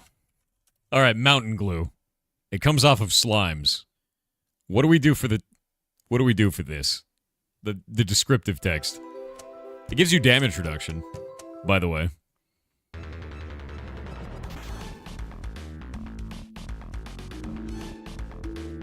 Mountain glue. There we go.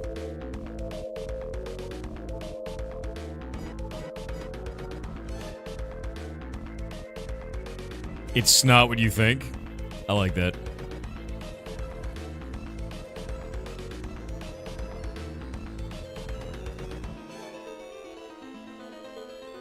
It's not what you think, dude.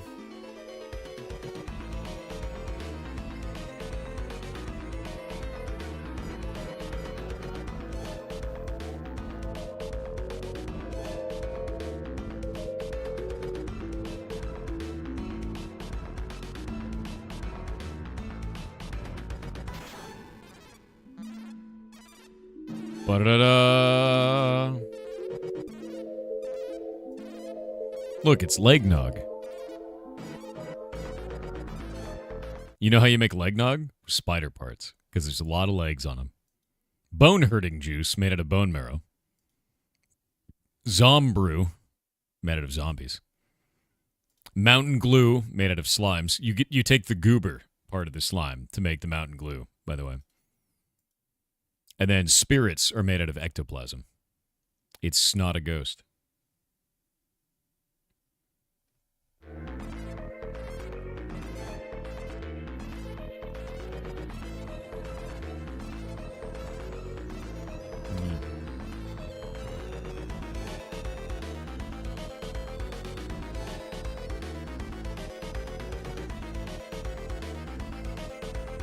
There we go. Slimy part of the ghost. You saying you get to drink glue now? No, it's mountain glue. It's a brand name. It's different. Doesn't mean it's glue. It's mountain glue. Yeah. It's not made of horses. We don't actually have horses in Block Game. We have Hanses. Yeah, so if I go out here and I summon one of those, that's a Hans, dude. Yeah, it's a Hans. We don't have horses. We have Hanses. It's different. We also don't have chickens. We have government drones. That's what that is. It's government drone. Because birds aren't real. It's important. It's a very, very important thing, really. Yeah. Yokel Abductee said, "Hey Thor, there have been numerous reports of snowmen rummaging around in the fruit and veg section of supermarkets. A spokesman for the snowmen say they're just picking their noses."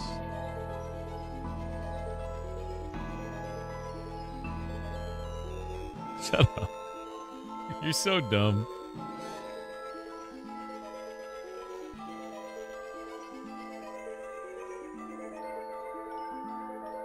Also, by the way, you guys want to do something like super mega helpful? You guys want to do something super helpful? You want to help all those indies do a cool thing? If you go to, I think it's on the video thing. Let me pull this up. One sec. I started putting out all the videos for these games. Let me grab these real quick. Go to here. Viewing channel. Let's grab this.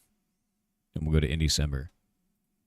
I am putting out a video for every one of the games with the interviews.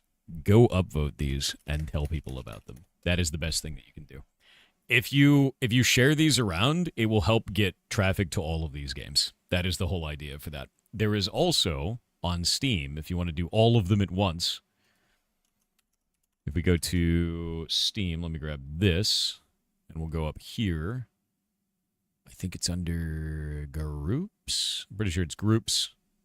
And then in here. And then I think it's curator, maybe? Maybe it's curator and then lists. Let me find out. Wait, no, it's in the overview. I'm dumb. No, view the page, you goblin machine. No. Why? Why is Steam so stupid about this? Lists. View full list. No one would find this naturally. It's obnoxious. You can also show all of the games, like with this link, which is also super helpful. So spreading those videos around, uploading the videos, anything you do to help the algorithm for these dudes is the way to go, man. But I'm going to keep putting these games up here. I've got everybody up so far. There's 18 games so far that we've covered. And there'll be 18 videos. I'm releasing them at a rate of one a day as they get finished. So I think today is Feast will get released. And I'm excited for that. Even though, unfortunately, Feast had a bug that stopped the game from being playable. We talked to the dev for the whole time, so that was fine. Yeah. And that's where all the games will be featured. So deploy every trick that Spiffing Brit has taught us. We shall shoot it in the sun. Please do. Please do. Yeah, do it. Goblins, I need your help to get the word out about this stuff. Tell everybody. I need you to mobilize. Tell people about the things that we're doing. Help these video games, dude. These are game jams? No. So for the entire month of December, I'm doing in December. All of these games are being showcased on the stream. We play the game for an hour, then we talk to the developers for about an hour, then we make a video out of it. We take all of this and put it up on the internet, and it's free for them. The idea is to get corporate sponsors or major publisher sponsors, so they pay the bill, and all the indies get shown for free. And that's the whole idea. And it's a month-long event where I'm doing 3 games a day. The first game today is going to be at about an hour, and I got to make sure that we have everything set up, because today is what, Monday? Today's Monday, huh? Yeah. Okay, so I've got all 3 of the games today. One of them is I've been following for a long period of time, so I'm kind of excited for that. It's very cool. Yeah. No, it's Tuesday. No, it's not. Is it? Wait. No, it's Monday. Don't you troll me. Don't you dare. I thought I slept through a whole day. But no, these games have been awesome, dude. And people have done a really good, you know, it's a good thing for the devs, is the whole idea. Why would I be here if it's Tuesday? Jake, you're here every day. Don't lie to me. I know you're lurking, sneaking around, working on days you're not supposed to. I'm on to you. I'm on to you. All right. I have a problem. I don't think these are good enough. I don't think the concoctions are good enough, man. I don't think they are. I think they should be better. I think they should be stronger.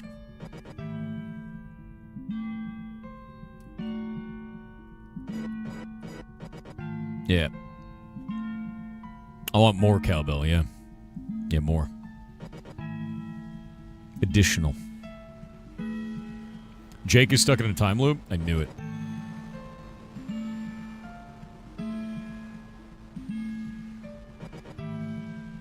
I'm going to make it healing receive 20. Oh, yes. Jake, I have a low lift fix for you on your side. If the material is paper and the model is potion, we are not respecting potion color. It just makes them all blue. Which I know we can change because you and I talked about it before. Quick fix. Easy one. We just have to apply potion color to the display model. That's all. Stupid potions, I know. Don't worry, Jake. Soon we'll be in Hightail. And we can make stupid other things. And potions will be fine. And will make sense. Not today, but someday. A month from now. Yeah. Can you make the potion stock? I can make potions whatever the hell I want. This is fine. 5% is fine, I think. Yeah, 5% for damage is huge. Actually,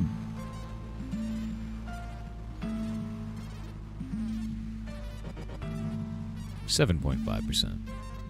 Actually, 10%. Double it. Double it. Because you increase your hunger dramatically, so. Oh, did you fix the token color for reduced hunger when it was a negative value? I don't know if that got pushed.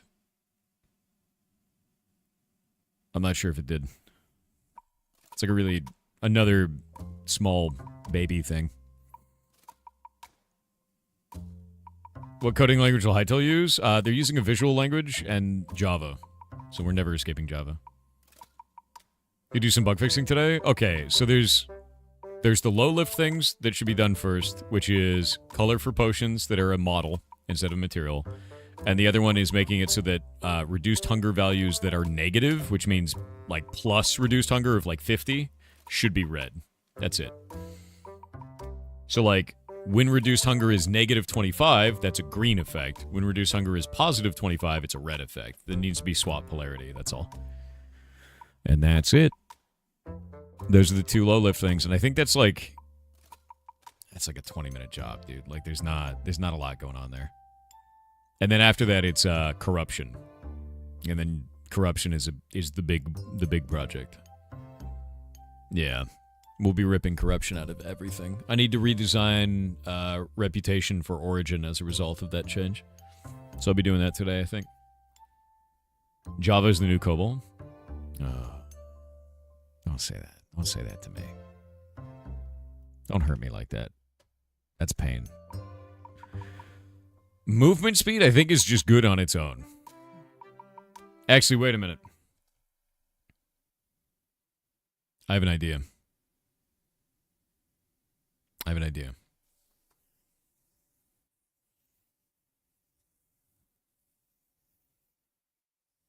I have an idea, but I don't know if this is a good idea. What if I put movement speed on all of the concoctions? What if I put it on all of them? So all of them make you faster. Because they have reduced hunger increase, which means that your metabolism is faster. So if you move faster, I think that would actually be cool. What do you think? What do the goblins believe? And we can just make it so that the spider one is different somehow. You get the zoomies, yeah. That's the idea. It makes your metabolism fast.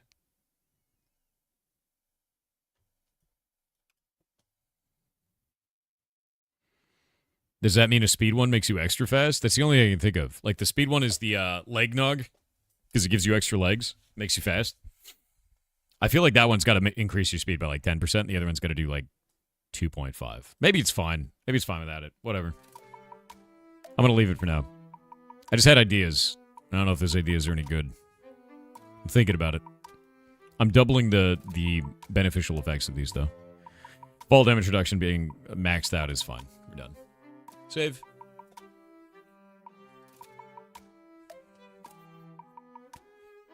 Yesterday you didn't do shit because you started hyper-focusing on the no players online ARG. Hell yeah, dude. That interview was wild, by the way, with the no players online guy. It went off into, like, completely wild territory, and I'm excited to see how people like the video for that. That was a crazy interview, dude. I was like, all right. Like, all right. Hell yeah, dude.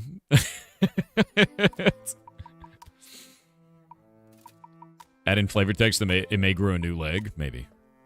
I might be able to get you to grow a new leg if I do that. We could do that. All right. You think extracts are fine, or concoctions are fine as is? I just want to buff them. I don't think they're strong enough. Because they do a significant debuff to the player, which is increase hunger by 50%. You played the game yourself, and you're doing the ARG now? That's awesome. Oh, Jake, let me send this to you. When hunger is red. Let me grab this.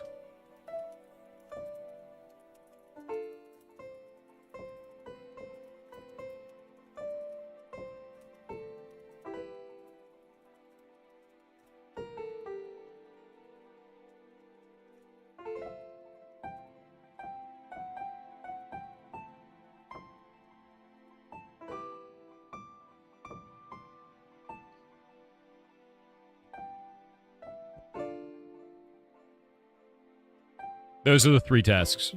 I just sent them to you. It gave you a leg up. You're a leg up, dude. You played the game yourself and you're doing the ARG now. I want to replay the game because I was doing the interview the entire time, and like I want to play it and like see it. So we'll probably do that off stream or like in another stream after in December. I think it'd be quite fun for that. I need to set up the buttons for today, so I'm gonna do that real quick.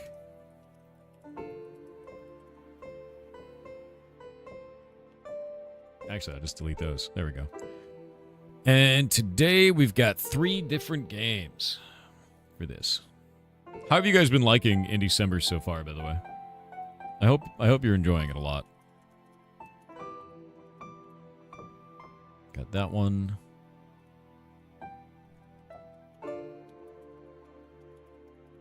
Got that one.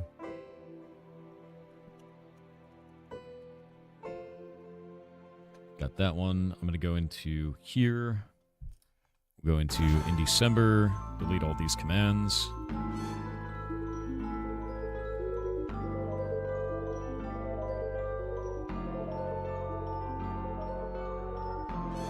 And then duplicate this one. Duplicate that one. We're going to name these after each one of the games.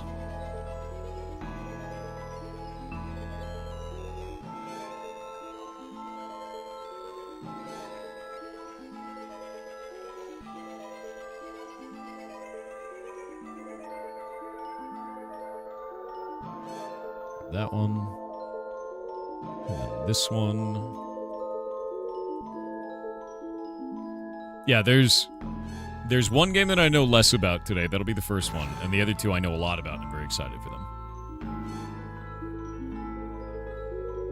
Several nice hidden gems so far. The dev talks also seem to be going well. I really enjoy them. I've been having a blast with it, so happy there.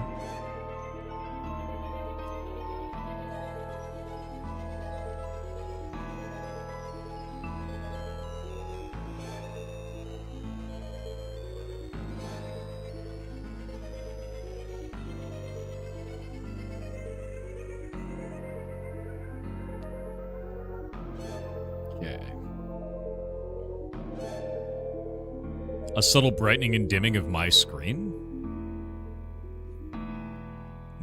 That might be your monitor going out, dude. You should probably check that out. That seems bad. Sorry to say, friend. That seems not good.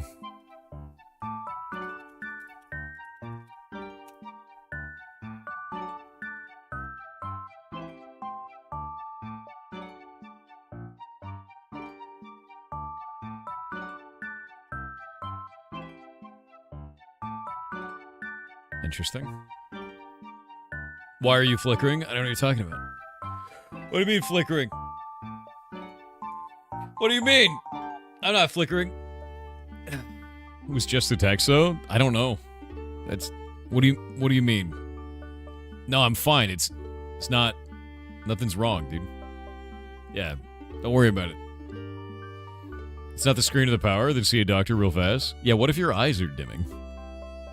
Is that Jeanette? Oh, shit. Hello. I'm vibrating at less than 60 hertz. Yeah, that's probably true. I could agree with that. All right, I think I might be ready to put this patch out, by the way.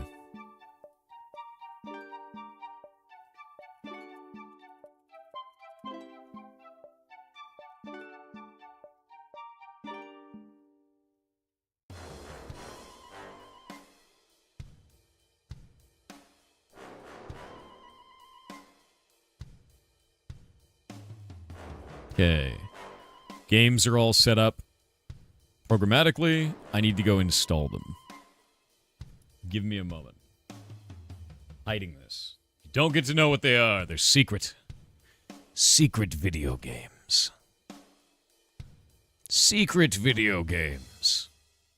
You must never know.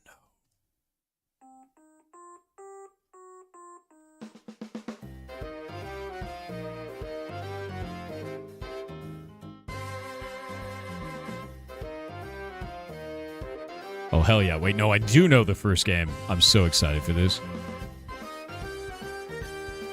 Downloaded. Installed. I reviewed each one of these, so now I'm like, what was that game again? And then I see it, and I'm like, yes.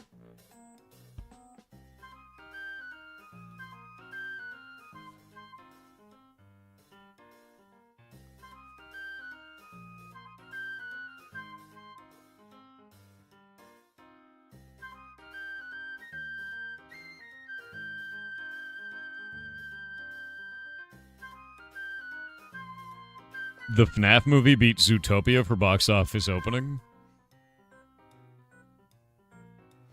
So what you're saying is wholesome furries out, horror furries in. Got it. Glad we could have this conversation.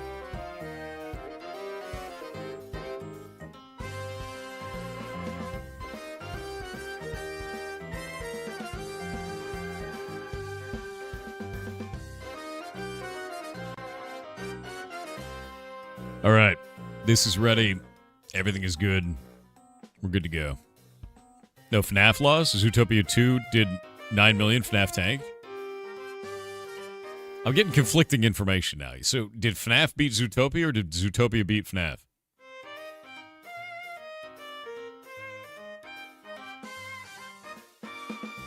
Let's see.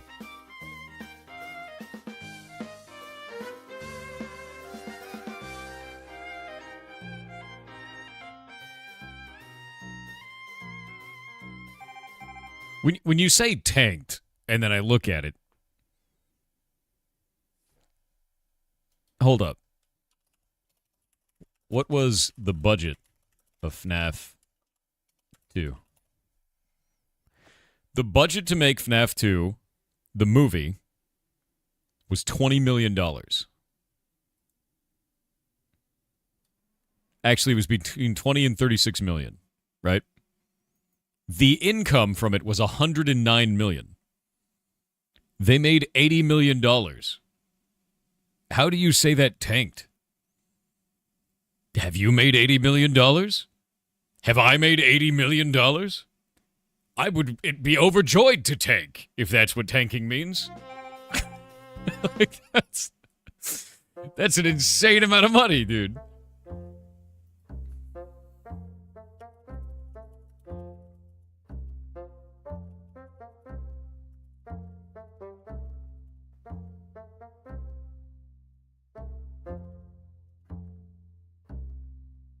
Zootopia 2 cost $150 million to make and is cleared $1 billion. Or is about to clear $1 billion. It's made it $850 million.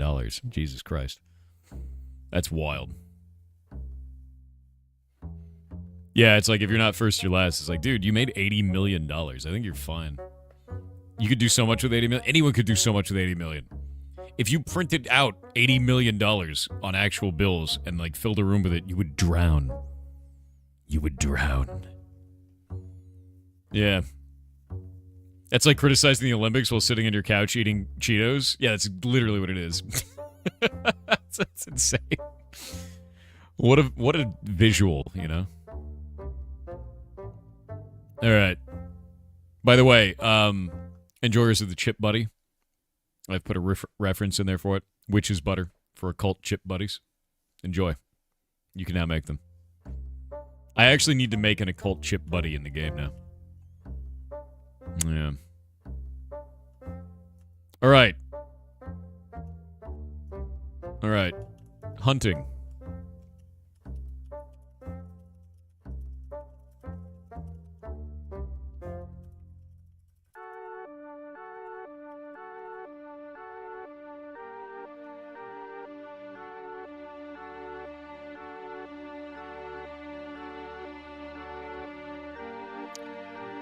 I feel like that's not correct.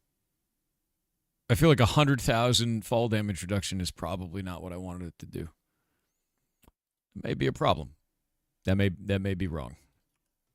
There we go. Yeah.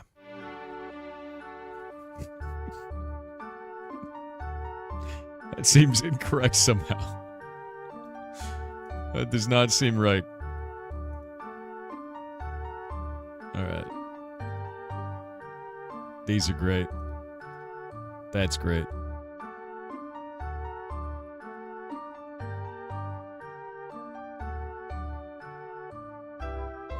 That fall damage tanked. There we go.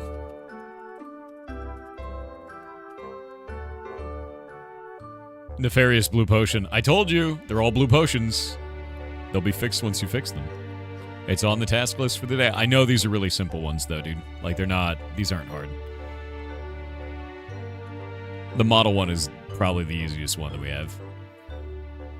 I'm going to go redesign Reputation. That's going to take a little bit. VVVA with 500 bits said, hello, Mr. Soft Hair. What's up? Have you ever felt that technology is trying to take you out?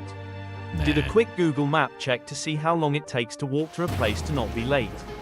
But Yeah. Google wanted me to walk 2 blocks that don't have sidewalks and also cross a highway roundabout, instead of taking the underpass. Like, sure, the hospital is close to where I was going, yar chat MD. That's quite funny, but also horrifying, right? Jesus. Did it say soft hair? It did. It did. Here we go.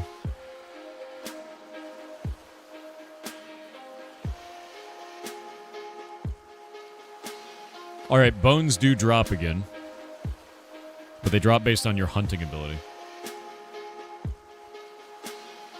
Yeah, I haven't done the Nina thing yet. I do need to increase the drop rate of bones. So I'm going to do that in hunting. I want to make them have a baseline chance of 5%.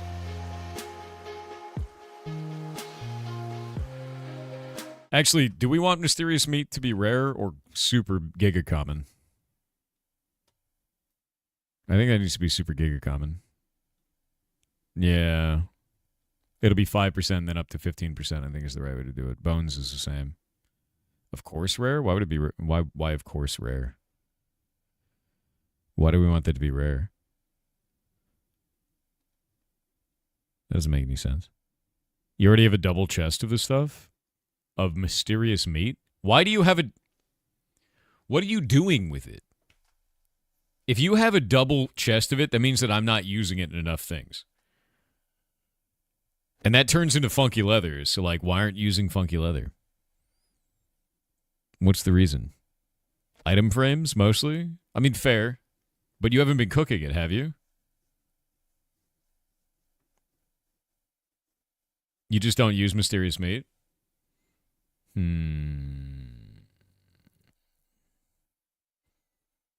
They want to eat rare mystery meat. I mean, I should use mysterious meat in more food then. I should make a Wellington.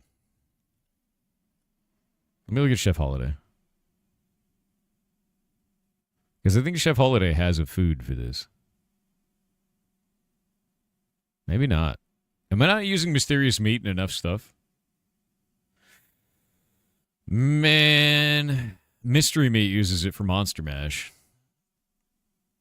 Man. And Werewolf Wellington uses 3 of it. That also uses Mushroom Medley. Mushroom Medley is wild. It's off Chef Sue. There's so many different ways to make Mushroom Medley. Mystery meat has always felt like a junk item to you?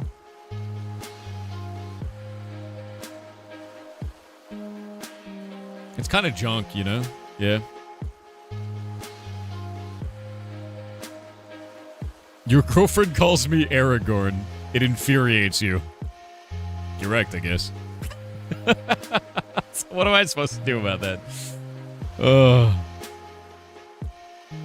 Is Lauren Heartbound you as a kid? That's kind of self-insert, yeah. I mean, to be honest with you, Heartbound was really just like a vent piece of art that I made over the years.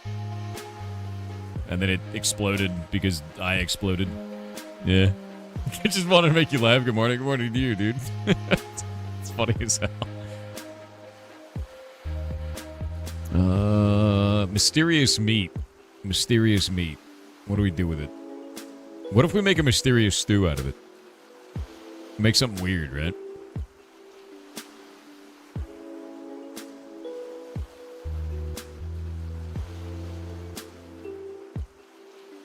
I don't think we have a way of applying a random buff. Wait. I have an idea. And I don't know if it would work. Treasure Train? Oh, shit. Treasure Train is, if you get 5 subs or more, it's 35% off. Graham said, morning Mr. Soft Hair. We have many roles in the Discord, but I feel there is one that is clearly missing. What is it? Where is the Greg's channels? Where can I send pictures of my baked goods? I don't want What if me and others want to compare our local Greg's? I feel this is a massive oversight and I'm sure you can fix this. It hurts. You lost the game. Oh. I want Greg's. I want Greg's. Just give me Greg's, dude. Just give me food. That's what I want.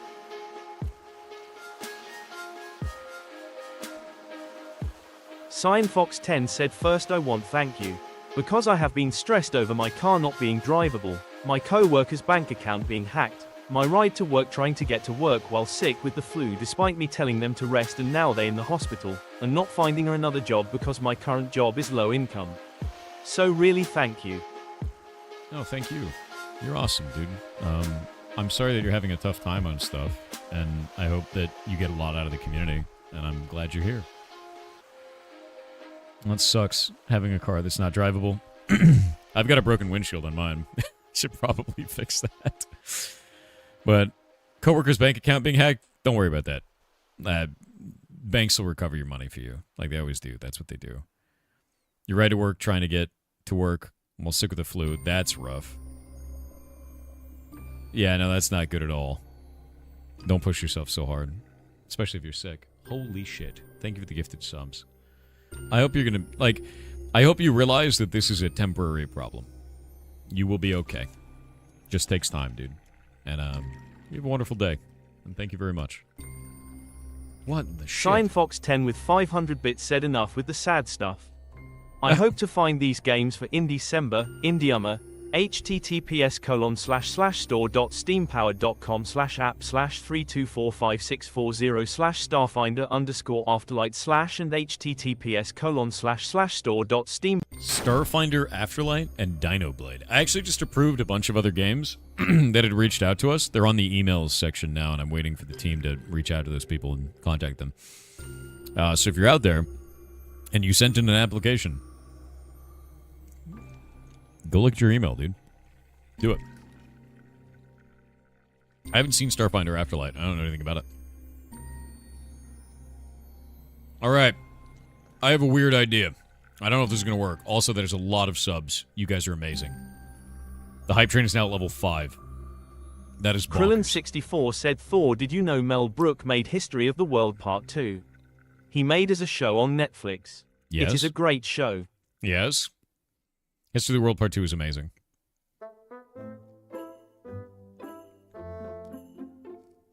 History of the World Part 1 is awesome. Would you ever go back into publishing games? Yeah. I don't see why not.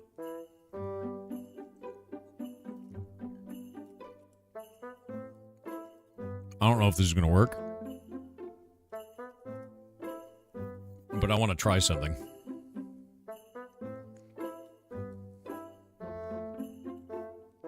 I want to try something weird. You're not working with that game publisher? Nope. Nope. When people started attacking me online, they started going after those games as well, and they filled up social media with attacks on all of those games. And it became rapidly apparent to me that it's like, even though I've done a lot of good work here, like, I'm going to leave because that's not fair to them. It doesn't make any sense. So, yeah, bailed out. I think this works. I want to try Mysterious Test 1 and Mysterious Test 2.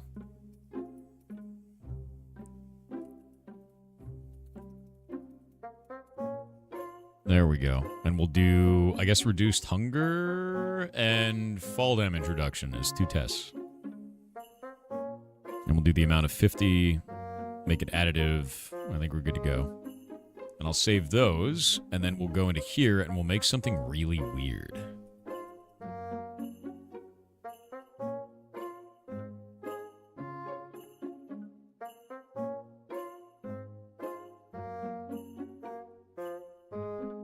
We'll do Mysterious Test. Test Soup. Model is going to be a bull. And we'll get rid of this. And we'll make it so there's no buff on this. And instead we have I guess an eat. We'll grab this.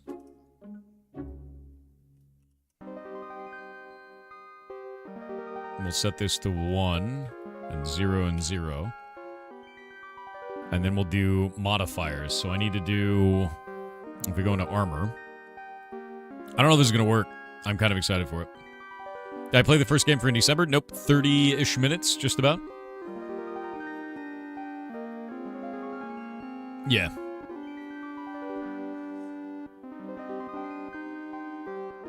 All right, corrupted. There we go. We'll grab this. I'll grab modifiers, and we're going to do an option on this as well. I don't know if this works. We've never tested this. Ever.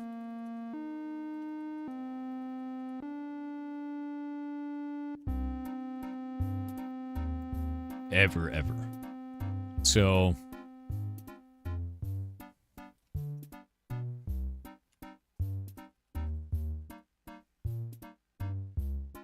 Alright, test soup. Save. What I'm trying to do is add modifiers to a food, so we don't know what that food is going to do. These are a random chance to apply these buffs. Maybe. Maybe. That's a color indicator. Chop. That's why.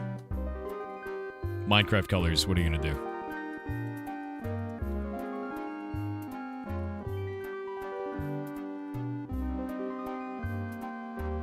Okay.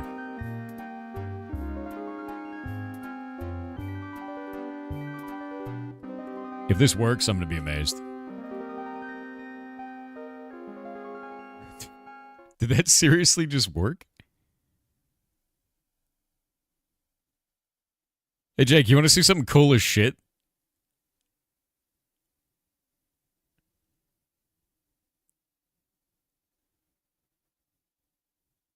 We can do modifiers on consumables, and it just functions, dude.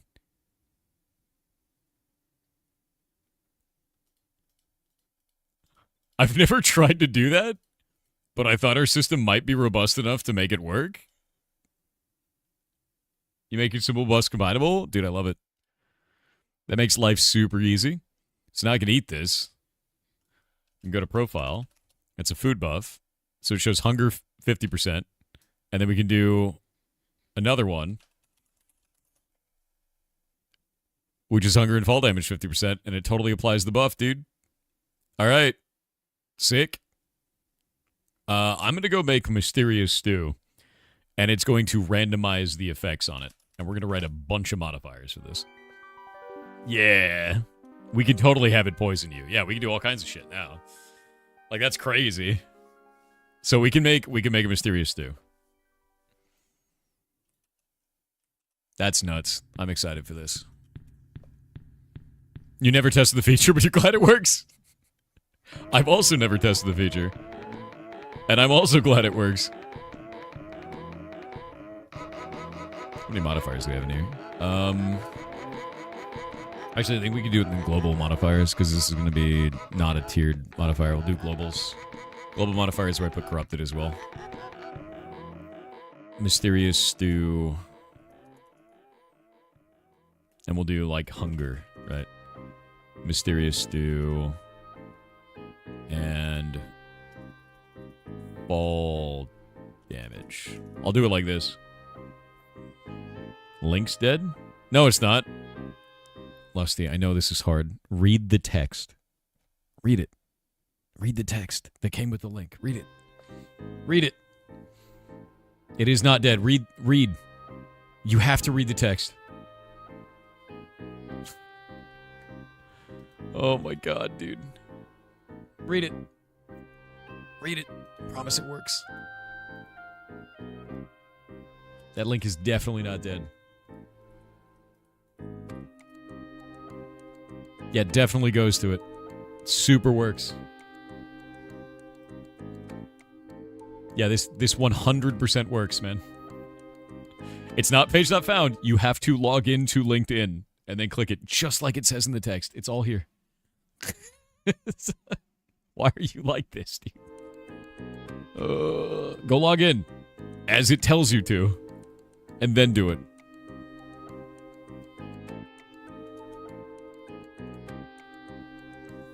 Can't read, you have to read it. You have to read.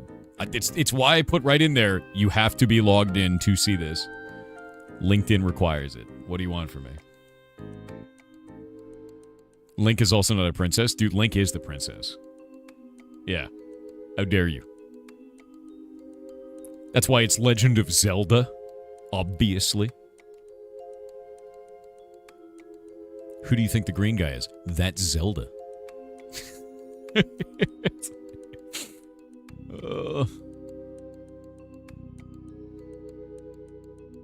You must read.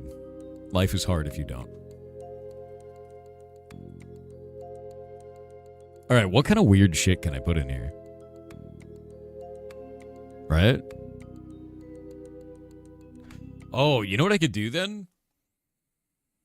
I think I could combine, like, nutrition, hydration, and health this way, too. Because then I can make it so that, you can make a food that gains different bonuses based on this. The rarity is going to determine how many of these it gets. That's the interesting part. So I'm going to go in here and we're going to make another rarity. I'll make it a rare food. So I'll do it. You made me yawn? Good. Yeah, we're going to make a new rarity classification because that determines how many power-ups it has. Yeah, see? We have capacity on each one of these. So we'll make it rare food is the idea.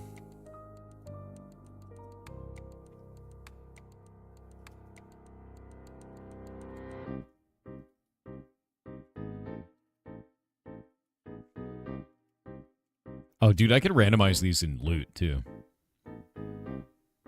Monster Hunter Showcase inbound? Oh, I need it. K1 Air Chew 1RL with 500 bits said I just discovered Amazon greenlit a new Stargate series. It's not a reboot, it's a continuation of the show so far, and I'm pretty sure I saw the people in charge are the people who worked on both SG-1 and Atlantis, so hopes are high the show will have the same feel as the old ones. And it's been pointed out by other people that pretty much all the actors from those series are still active in acting, and could easily either make appearances, or just be full-on characters in the new show.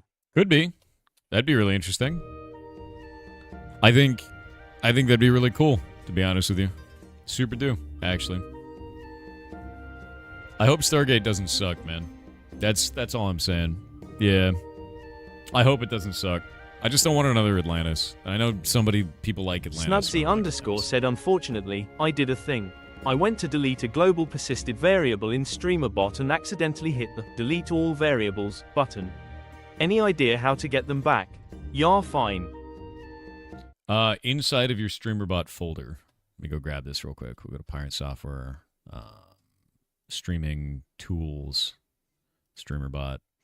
There is a section in here for backups. You will have backups every time it has updated. Revert to a backup. Once you open this, you can see that it's basically the entire structure. I keep backups religiously on StreamerBot. I don't delete any of them. These backups go all the way back to January. Actually, they go to December of 2024. So go into your backups folder. Go see if you can salvage what you have. Yeah. I like SG-1. Of course I do. I grew up on that. The teal eyebrow, dude. You kidding me? Love it. Okay, save that. We're going to go into consumable. We're going to do... Rarity is going to be rare cooking. Indeed. Yags. Indeed. What can you do with 100,000 channel points? TTS twice. Kyan Fars with 500 bits said, Yah, cheer 500 okay. Sir, an idea for post-rescue build. You open a bakery like you want to and stream it a la Pizza Princess. Then you can work towards bringing Greg's to the PNW. I wish I could own a bakery. Making food is very hard. And it's very risky, to be honest with you. That would be cool. But I don't know if I'm going to be able to do that in my lifetime. I'd like to. We'll see. Karamak with 500 bits said, considering that we're in the middle of Indie-December, what are your plans with the Ashes update later in the week? I will be playing Are we playing that too around the showcased games? So on the 12th, I have some time slotted for Ashes of Creation. Ashes of Creation generally says that they're going to open at 10 a.m. on whatever day they're announcing stuff. However, when they do go to open at 10 a.m., they break. The server always dies. So because of that, what I would like to do is wait until the 12th and then give a showcase for the game as I'd want to, and then go from there. Hell, maybe we can even have Steven on, actually. Let me reach out to them and find out. Doot. Oh wait, no, it's too soon. It's 4 days. I'm gonna let him rest for now. Might have Steven on at another time though. I want to reach out to them and find out if they want to do that. Steven's a good dude. You gonna check out Druid update for BOE 2? I want to. The problem is this, right? I was like, Indie-December is gonna be great. We're just gonna do indie games the whole time. That'll be fine. That'll be awesome. And then everyone's like, hey, you know all those games you like to play? We're updating the shit out of them in the same month with really, really good stuff. So, you know that cool event you wanted to do? Yeah. Why don't we just tempt you with all these other things you normally play? What if we did that for you? Right? Maybe a little bit of Warframe, maybe a little bit of Ashes of Creation, you know, maybe some Path of Exile too. You want some of that? You want to have those? Like, and then they just did it. You know what? What if we do them back to back as well, all at the same time? We just did that for you. Is that good for you? That's great for your event, right? It's great. It's fantastic. Oh yeah, then in January, Hytale drops. It's gonna be great. Oh yeah, by the way, Hytale drops on Shay's birthday. So that's cool. Yeah. Thanks. Thanks, universe. That's helpful. Love it.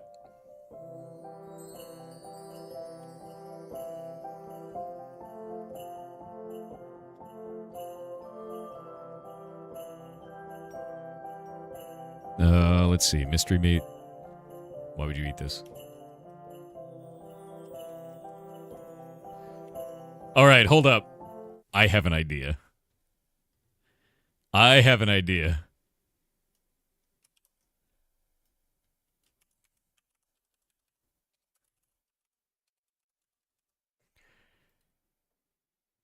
I'm going to hide what buffs it has.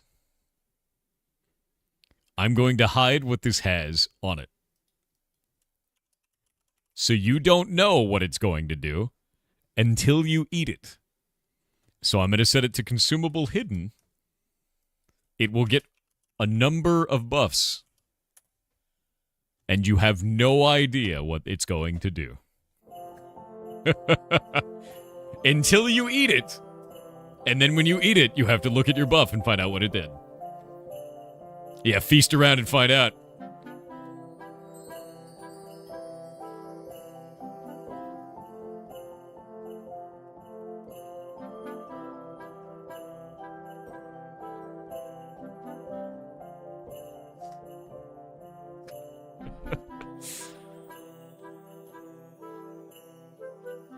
Eating this is the FA part of FAFO.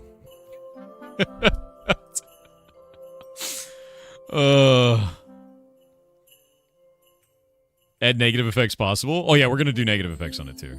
But worth? Maybe. I'm gonna add a bunch of effects to it. It's gonna choose them at random. I think it's gonna be fun. I'm excited for this. Man, what is this doing?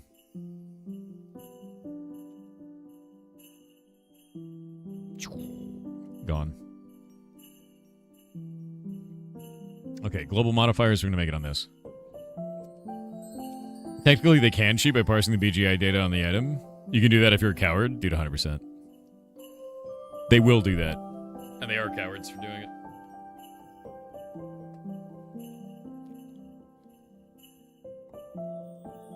All right. We'll add negative and positive. Actually, we're going to call it mysterious, and then negative and positive. There we go. Mysterious, negative hunger, mysterious, positive fall damage, so on and so forth. We'll add like, at first, probably 5 negatives, 5 positives kind of a thing. Maybe 10 positives, 5 negatives sort of a thing. I don't know how I want to do this just yet. Yeah, we'll play around with it. And I can even do, like, ranges on these, because we don't know what the stat is going to be. So I want it to be, like, giga random. Like, super, super, super random. Jake, for the amount on this, can we do base and ranges and everything like that? I don't know if you implemented that for amount under consumable buffs. I'm pretty sure we have that, but I wanted to make sure. Stuff like this, base spread, max spread. You take it like this.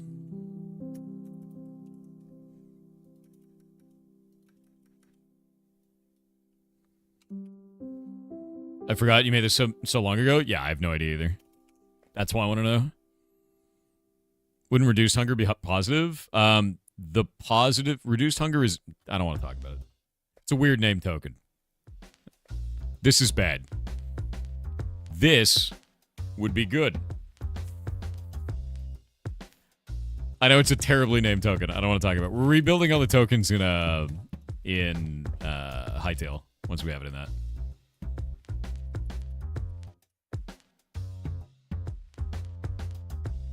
Let me check. All right. Yeah, I have no idea if it works.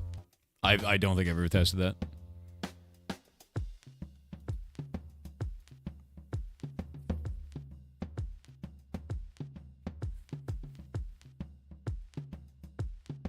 Full hunger equals not hungry. I'm checking, or I'm guessing. Yeah. So the way that hunger works is it determines how quickly your food bar and hydration bar drains. That's all. Yeah. Yeah. I just got rid of him. Slushberry. Super weird behavior. Yeah, I know. Hightail's release date on Shay's birthday is wild. No, amount is treated as a floating point number. You can't add RNG. Ooh, that sucks. If you change that, I bet it would break all food, wouldn't it? No RNG and that blows. I'm going to add that to your task list.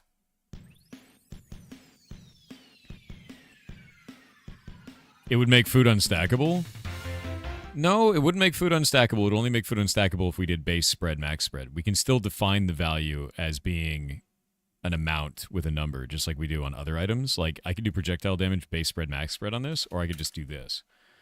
So if we allow both formats like we do for every other item, it'd be in parity with every other system that we have, and we can still allow stackable items by forcing the value to a specific value. Does that make sense?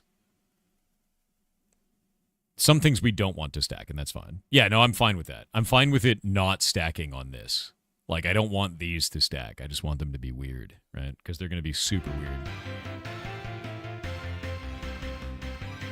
When can we buy the Hytale supporter bundles? As far as I know, soon. By the way, I will have a creator code for Hytale. It should be Pirate. So when that comes out, it'll be that. That's the idea.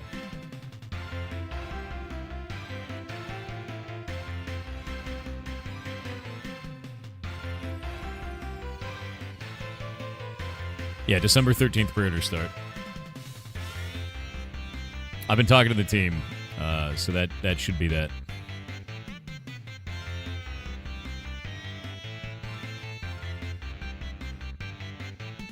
Let me grab this.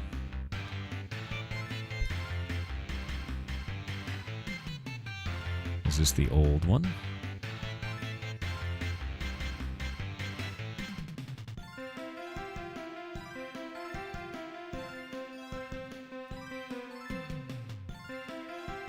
There we go. You still check daily to make an account? Yeah. If you apply a random effect after eating it, it should be stackable and work the same. No. No, the way that it works is when you eat one of these, it will overwrite the original buff. So the idea is that all these combine together, and then it overwrites the buff if you eat another one. So if you eat another one, it'll give you a different effect. That's the whole point for that. So, no, it won't work that way.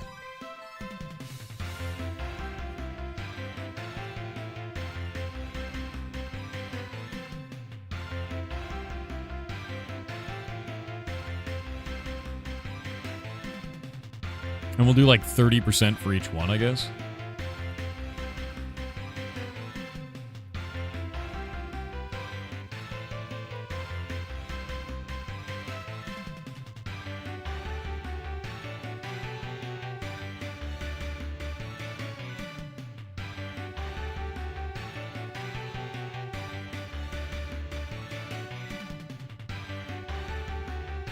There we go.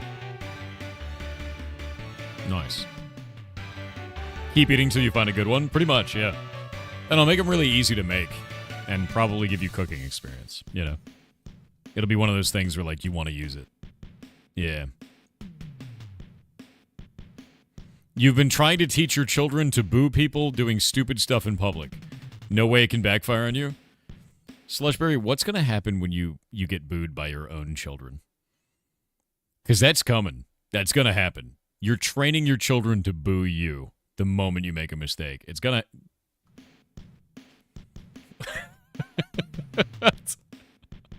That's all you just set up a landmine for yourself in the future, man.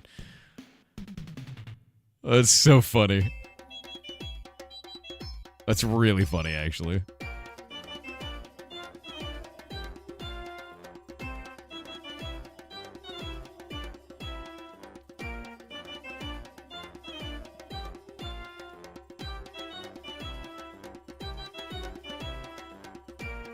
Okay, let's see.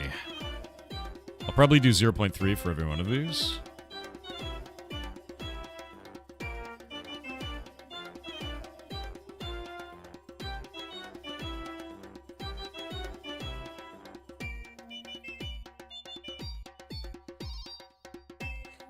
The moment the children is a teenager, they'll auto-boo any parents. Yeah, they'll just boo you, dude. Can you make a burger and then burger throw at another player that consumes the burger and rebuffs them until they burger someone else? I could absolutely do that. Yeah, no, dude. If I want to make something where, like, you burger someone and they turn into a hamburger, like, we could do that. I could definitely burger you. 100%. And then you have to burger someone else to be unburgered. Like, yes. We can create burger disease. Easy. Easy. It's not even a hard one. Jinnit with 500 bits said, by the way, Thor and chat. I learned something new yesterday. There is a hidden transmog in WoW where a Forsaken can become Scarlet Crusade. As a Forsaken player, I took it. We all know, Scarlet Crusade and Forsaken has a bond. Just like Nina and the dog from Full Metal Alchemist with their bond. Remember to share bond during Indie-December, chat and Thor. Merry Christmas month. You're a monster. Radthor Dax with 500 bits said, "Hey Thor, wanna What's up? play golf into the Stargate with us?" You Yeah? know, Yeah? on account of being stuck in a time loop. Oh. It's a good episode. It was a good episode. I love Stargate SG-1, dude. Yeah. Love it. It was one of the best, yeah.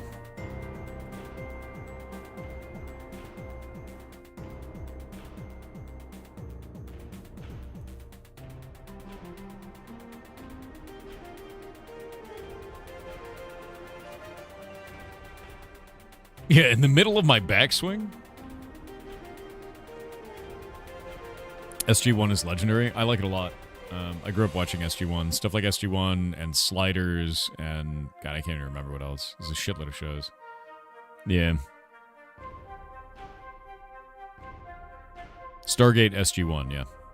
Awesome show. Sliders was great, too.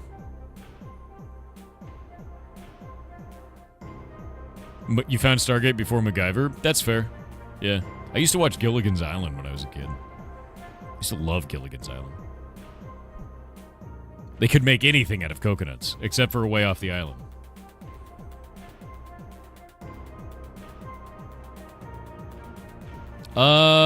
Sure. You dev the first game today? Check Discord before you start? Sure, man. What's up? Let's go look.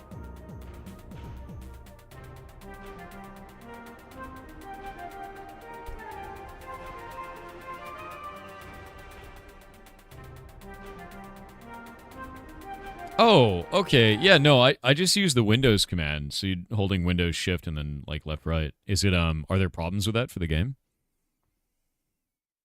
Yeah, I just have 3 screens, man. But if you have a shortcut for it, that's fine. That's totally fair. I'll try it out. We'll see if it works.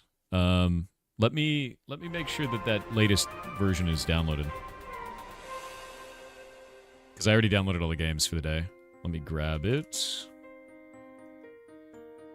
And I'll do properties and check the installed files, which Steam will then download something. I don't think it did. It's probably fine. But thank you for looking out, dude. You're awesome. Hell yeah. Boop. Sorry to bother you. No, don't be sorry at all. Your game looks cool, by the way. I'm really excited to show it off. We're gonna have fun, dude. Don't be worried at all. Don't be worried at all. Just make sure in these final moments that your game is playable. You got 14 minutes. The deep fear, right? Like that's all you need. And if it's not, that's also okay. We'll figure it out. It's not a big deal. Yeah, we bathe in jank. That's true. Yeah, in 14 minutes, man. Just enough time to upload to Steam. Yeah, 14 minutes for the big patch. Revamping the systems now. That's the best way, dude. That's when you're like, I don't think I used this core system in a while. I'm going to delete this system right before it goes live on stream. That's a good idea. Update pushed. And then you leave. And you go home for the night. That's how it works. Yeah. Yeah. Pushed. No testing. Just get it out there. Oh, wait. That was the core of all the functionality of the video game? That's that guy's problem now. Oh, wait. I'm a solo developer? I'm that guy, then. Yeah. Yeah, remove the load-bearing pineapple, dude. Exactly. What could go wrong updating before going live? Testing is for people who make mistakes. Yeah, exactly, dude. See, this guy gets it. That's exactly what it is, man. Commit and quit. Yeah. They can't... You know what? Honestly, the way it works is that commit's not my problem. My phone's off and I'm at home. Done. See? No more issue, dude. I'm going to put it on this.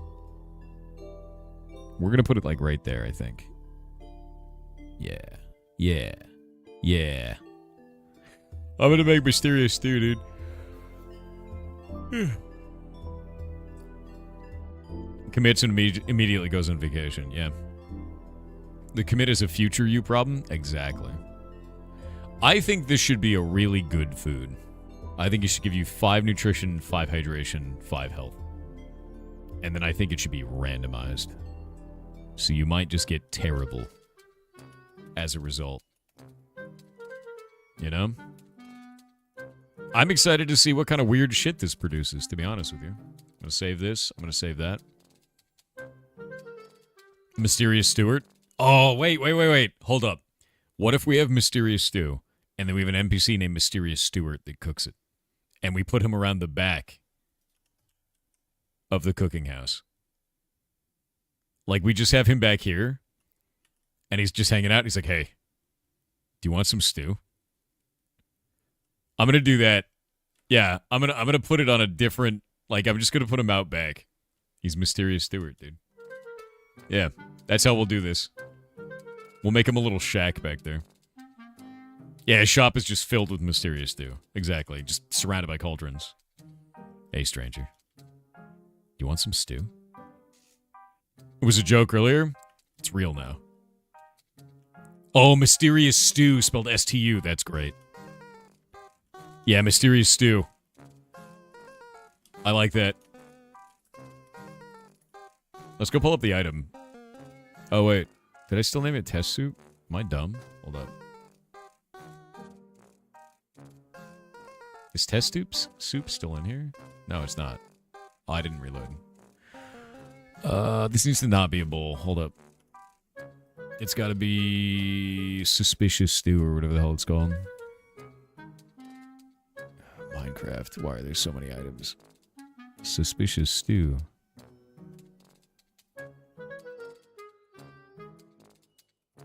I think I only used that model for one other thing in the video game, by the way. Yeah, I think it's only one other. Hold up. Is it through? It's through!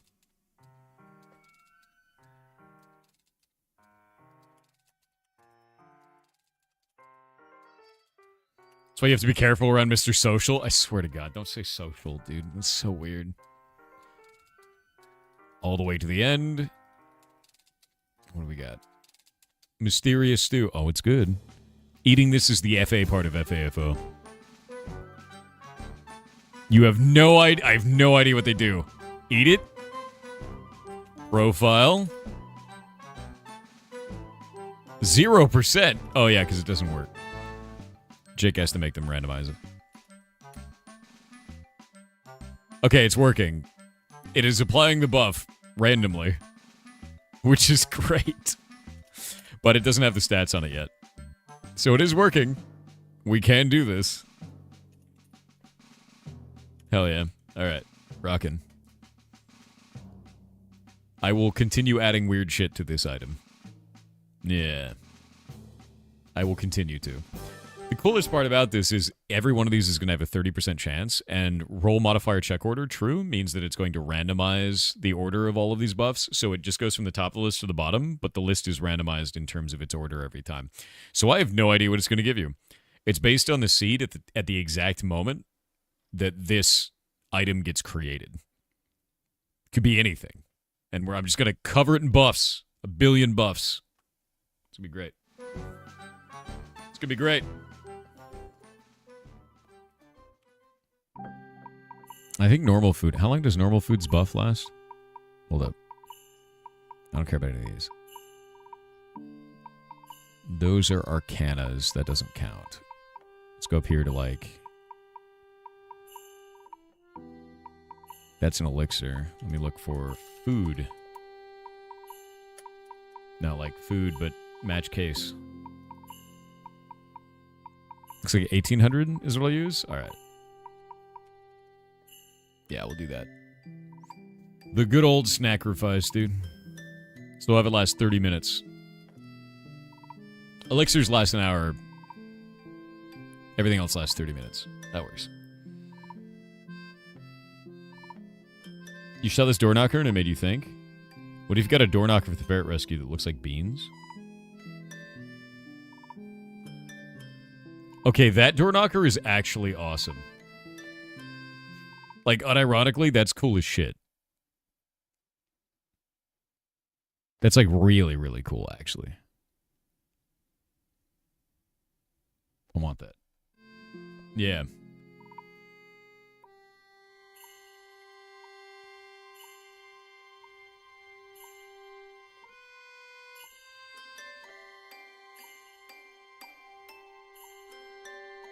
You know what I found right after that, actually?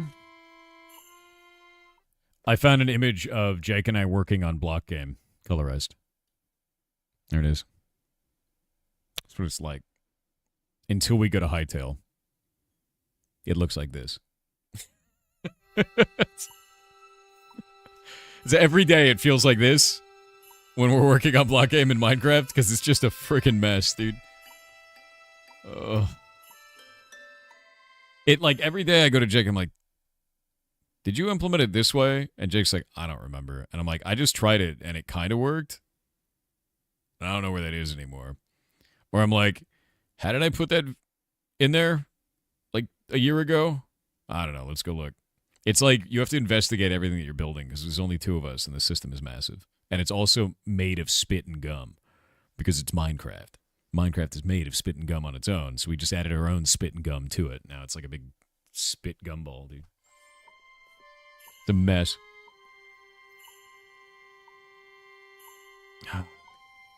Yeah, it's literally, I have no memory of this place.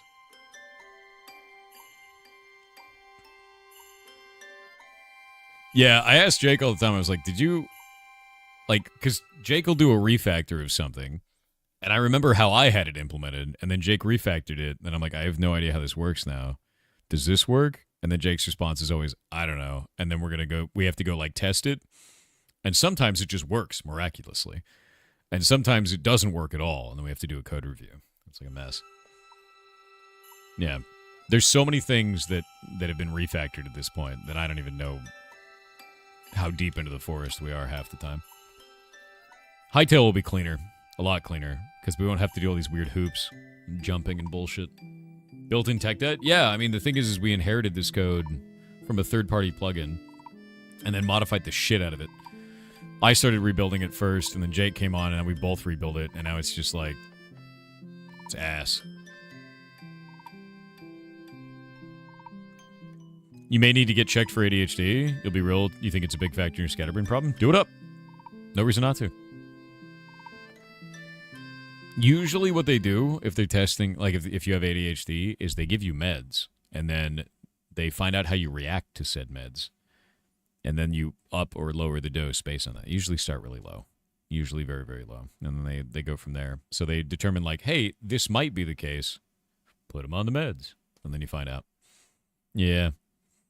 And if you have ADHD, usually when you take the meds the first time, you get real sleepy and shitty.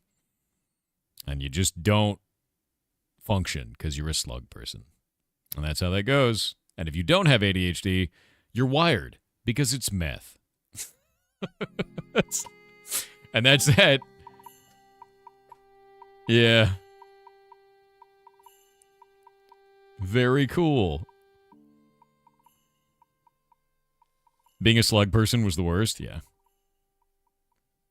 No, they test first. They check you over and determine if it's even something to go for, and then they try it. At least here in the U.S.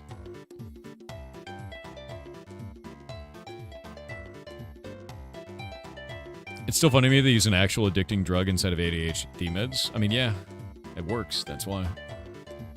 They do a lot of tests. They do. There's a bunch of testing. There's an interview. There's a whole thing for it. And then, only then, do they determine if you're going to be on it. And then they start you on a very low dose and they see how you react to it. It's like there's a whole process. Yeah. It's like a 4-year waiting list in the UK. Jesus, dude. To be honest with you, I do wonder, and I'm waiting to see if there's research papers. I know there's research studies being done on this, is with the ever-present increase in short-form content, is what we're seeing being described as ADHD when it's really just attention spans decreasing because we're consuming short-form content that doesn't require an attention span. And it's being diagnosed as ADHD. And I'm waiting to see the results of all of that because, and this is interesting, if you release a video on Facebook, Facebook even tells you they incentivize you to release videos that are 15 seconds long because anything longer than that receives less interaction than a 15-second long video. That is wild shit to me. Like, completely wild to me that is the case. But you are incentivized to, as a content creator, to make shorter and shorter form content than ever before. And I don't know what that does to people. Is that digital cigarettes, or does it not matter? I have no idea. All I know is I'm like, people are paying attention less. And also we're making a lot more short form content. Are those related? You know? Yeah. Yeah. Fried attention span and dopamine receptors. Yeah, it's kind of interesting. All right. We're going to be swapping over. Boop. The first game. The first game for in December for the day, guys. Let me get the demo running. I'm going to go pull the store page. Oh. Let's see if the hotkey is needed. Hotkey was not needed. It works.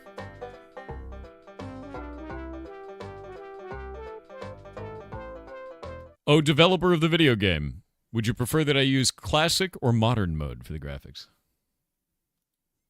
Also, the music is chill as hell. So when I get it all set up, you're going to love this.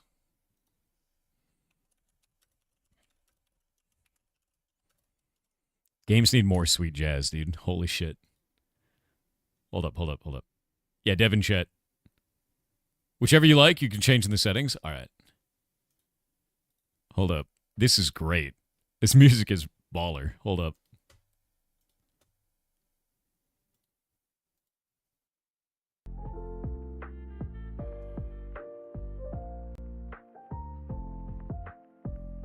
Listen to that. No, hold up. There we go. All right.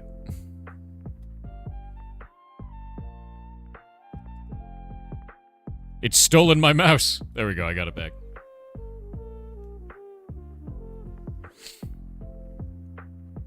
All right, I'm getting this game on here. We'll set it to that, and works instantly. Fantastic. So, the game that we're going to be playing is called Nodal Bastion. And it is a tower defense game. I like the CRT effect, by the way. We have to protect the core. Collecting this with the cursor fills the top green bar to prepare the next node. Collecting downward triangle with the cursor. Buy upgrades later. Mouse wheel, hold right click, zoom, pan to camera. That's a nice feel. I like that. I don't think I've seen that. Look at the way that it bends, because it's like a CRT. Oh, that's rad, actually. That's a really nice touch on that, dude. Love that. We can place the core wherever we like. I placed it here.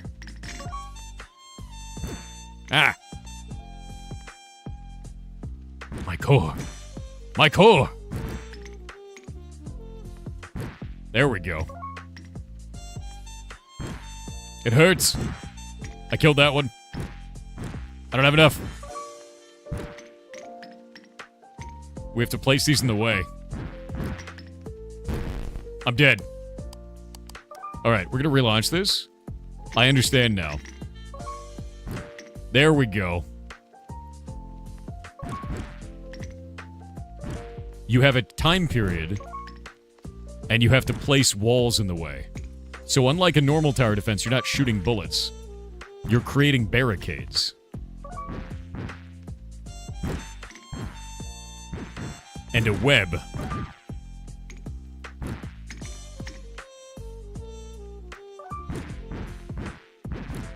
There we go. There we go. We will survive. I've never seen a tower defense like this, dude. This is rad. It's a really interesting way to do this. Yeah. Further beyond. Oh no! It's exposed! The core! There we go. Oh god, no. My sadness. So now we can use our points to go and upgrade something. Boosters spawn periodically. These are now spawned periodically. Alright. Or we can increase our attack. Shooter unlock. Unlocks your very own shooter node. I love that we can just scale all... Wait, how far does that go? Wait, is all of your menu here as well? The music volume and everything is inside of this?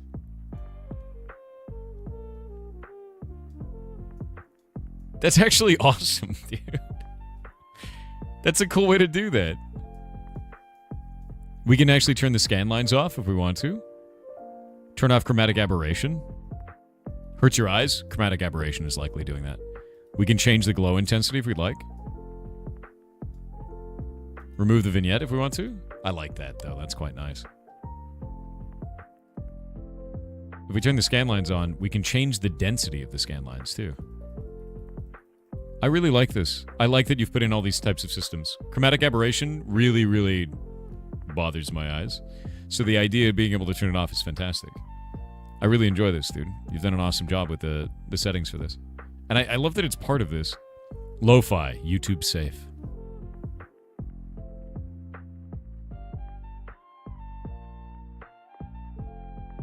How many different songs do you have in here, and how many of them are not YouTube safe?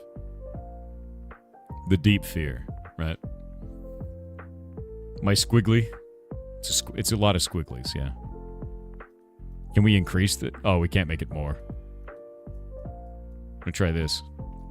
What do we get under defense? Mines. Nodes have a chance to spawn mines on collisions. Unlocks a new shield generating node. Well, that's 200. I have 34. How much is this? 30? Done. Shooter appears more often. Oh, do I just generate the shooter? Oh. Alright, let's try it now.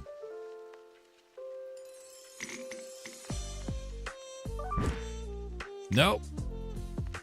The pain? God damn it.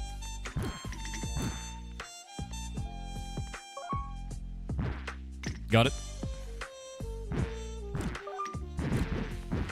It's hard to get all these set up. In the beginning, it's just pain. It's extreme pain. Oh, we're about to get shooter nodes.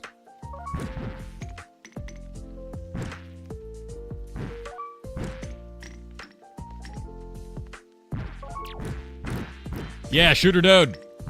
No! My beautiful shooter nodes. Already dead. Defend them. Defend them.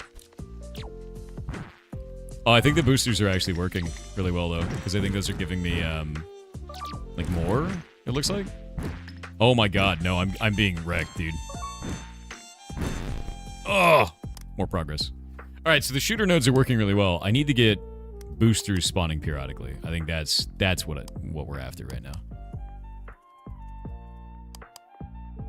Can I scroll around this screen in some way? Ah, there we go. Never mind. Right-clicking lets me do that. I was doing it earlier. I don't know why I didn't realize that. Increase green node's health. Increase green node's damage.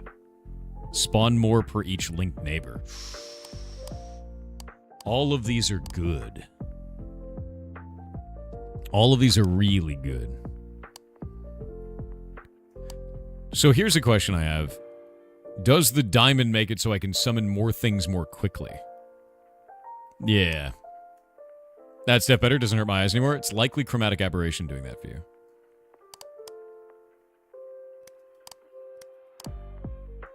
Chromatic aberration does that for me too. I'm gonna make it so they sometimes spawn mines. Yeah, I like the idea of mines. I do love me some landmines.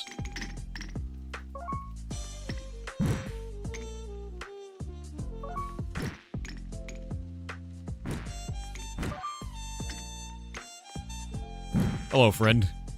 Landmines.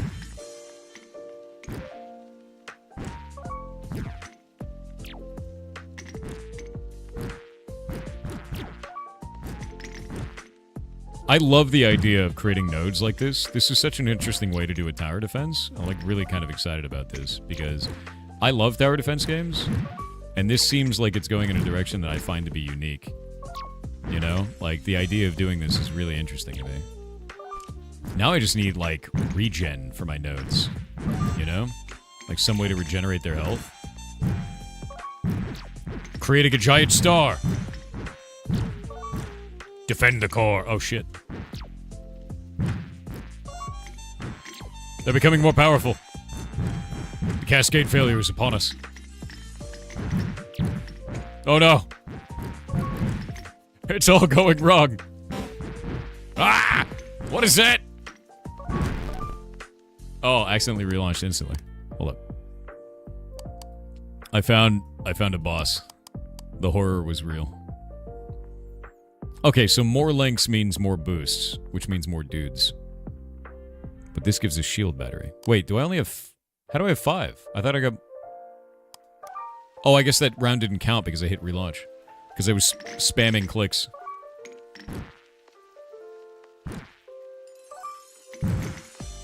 Yeah, I was spamming clicks so I didn't get anything. Unfortunate. Super interesting? It is. I just think it's a really interesting way of, like, putting a... It's a really interesting take on the tower defense genre. Is really what it comes down to. Like, I've never really seen that, so... And I do like the mechanics of creating different nodes and like having to have an active gameplay with it where I'm like collecting materials, you know? You're not just sitting there soaking up points and like AFKing. Like you actually have to have active gameplay the whole time, you know? A lot of these types of games will put a tower in the center and that's all it is. It's just that one tower and nothing else matters.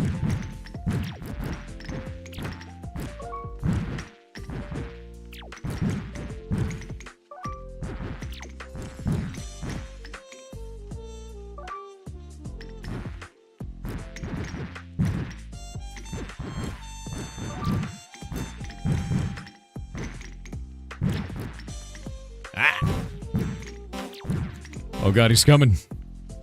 The great horror. It's upon us. Oh. Progress. Alright, what does this do? Shooters deal more damage. The shooters don't seem super effective just yet. They show more often in the build queue. If we had everybody be a shooter, I think that'd be really cool. Unlocks an active skill which sends out a damaging pulse from the core. But we have to kill a boss for that, it looks like. It's got a skull on it. More mines. Shield generator node. I kind of want to get this. Spawn more power up per each link neighbor. Spawn quicker. Increase collection radius. Heal field. Unlocks an active skill which deploys a heal field under the cursor. That's enormous. This reminds me of the phone game The Tower. I've played The Tower, actually, on phone. I think the big difference with this is The Tower is you have one unit, and it just shoots a bunch. This is you have an active gameplay where you have to do stuff. Like, I stopped playing The Tower because I was turning on my run and then just putting my phone down and walking away, and I was like, this is not... I'm not playing a video game anymore. It's like an idle game with extra steps at a certain point. Like anything that uses squares, I dig that. Increase green node's health. I think just increasing health right now is probably the way. Yeah, we'll do that.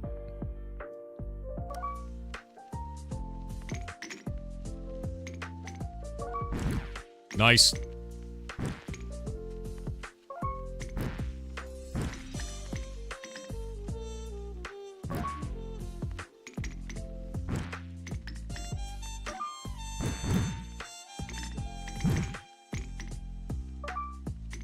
There we go. We're getting a lot of these. And because they're all connected, they're getting a lot of stuff. Oh, man. This is the way to do it. Look how many more points I'm getting then.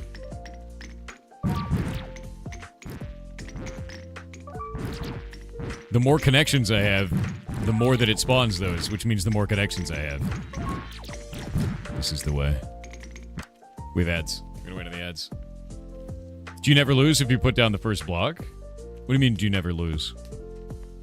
Oh, no, you get killed. Like, they blow up the core. The core has to be defended by putting down more blocks. I guess if you never put down the core, or you never have a run, yeah? What about a leaderboard? We'll ask. I have a lot of questions about the game, actually.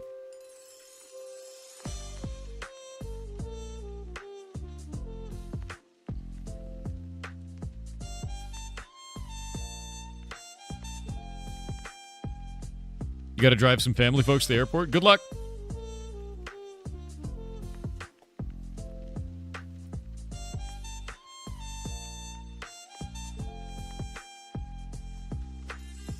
This playlist is in-game, by the way. This music is an in-game song. Yeah, I'm not using a playlist. This is the game's music, man.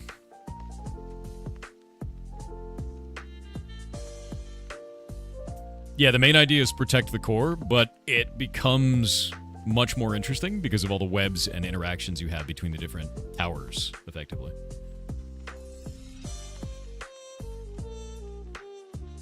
Will they have an OST? I'll ask.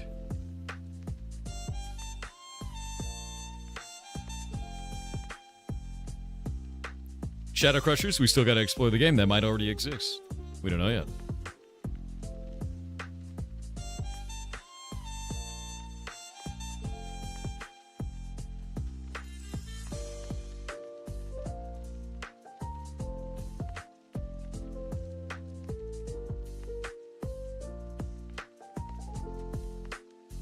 Love the soundtrack, same. Nice and chill, you know?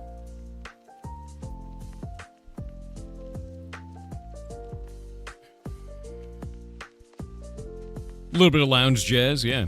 Love it.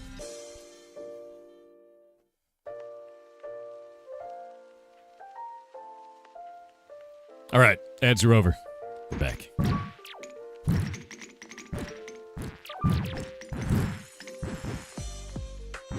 Crap, I'm getting on.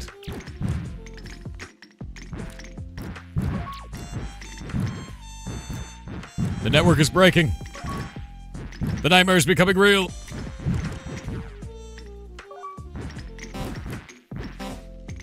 They're breaking into our world.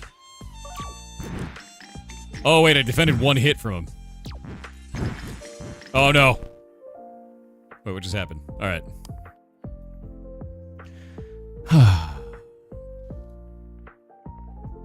All right, let's see.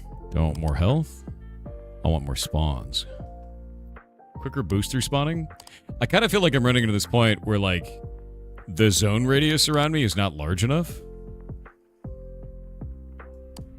But I also need more health on my dudes.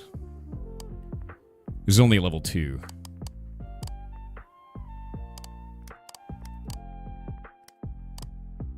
Yeah. Yeah, there we go. More mine lifetime. Mines on death shoot out spikes. Mines spawn W more often. Increase mine spawn rate. Alright. So I'm getting more defense options here. I need to get the shield battery for sure, but this, like, basic utility is kind of the way to go. Speed up production of the next node in the build queue. Visible at the top of the screen. Alright. We're gonna do that.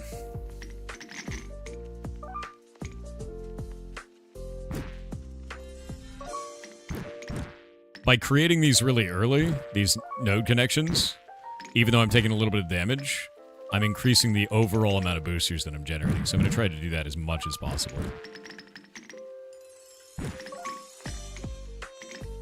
Yeah, like this. That felt really good, actually. Hold up. There we go. Right there. So look at all the connections. More connection, more betterer.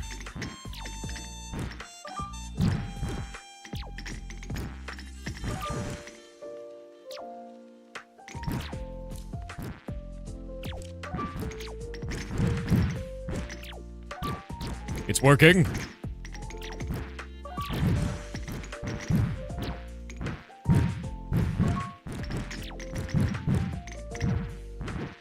Oh god. No, these are wrecking my house, dude. Ah, that's why. I'm doing just enough damage to not kill them in one hit. That's the problem right now. I need to kill them in one hit. We need to increase the damage. 57. Collection radius. Yeah. Yeah. Red is bad? Generally, yeah. Shooter appears more often. That's cool. We can do that.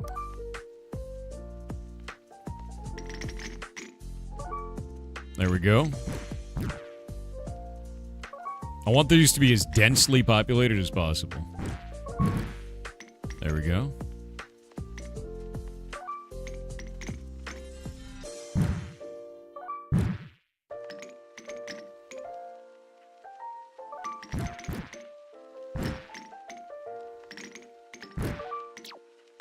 There we go, more shooters.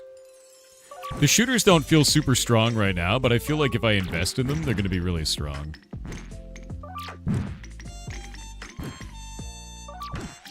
Like, if we had all shooters instead of defense node grids, instead of green ones, I think it would be pretty formidable, you know? Yeah, like, they don't do a huge amount of damage, but they definitely do damage.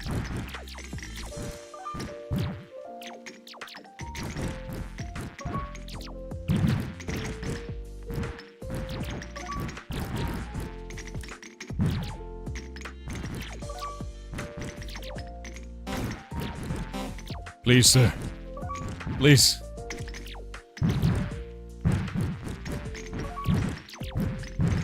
Alright, it's working. Wait. Oh god. The great horror. Yes. No. I may not win today, but I will win. Oh. Alright, progress.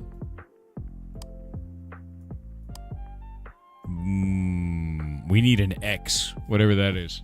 I don't know what that is. It's close. We're getting there. I feel like the shooters were cool. Landmines were cool. I feel like I just need more health. How much points do I have, though? Quicker spawner boosting seems insane. Because the thing is, like, economy-wise, do I care more about more per linked neighbor, or do I care more about faster spawning on those? I feel like it's the faster spawning, generally. I'm going to do health first, though. That's the green node only, though. That's not the shooter nodes. So we have kind of like a conflict of interest now. The green nodes are defensive nodes. The attack nodes will have less HP. But more damage. Alright. Might have a snowball effect after failing a bunch? Yeah, I feel like I might have a snowball effect. We'll see. We'll see how it scales, right? That's the whole point of games like this, is to kind of like figure out what scales the best and go from there, you know?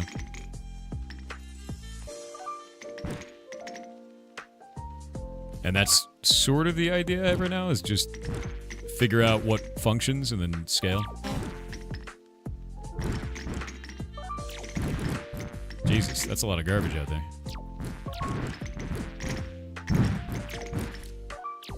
There we go. So we could put a defensive line in front of our shooters.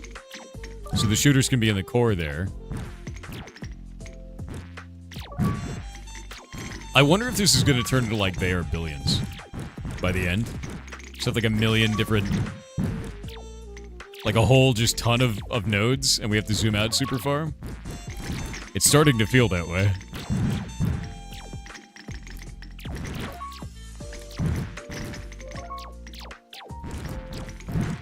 Oh.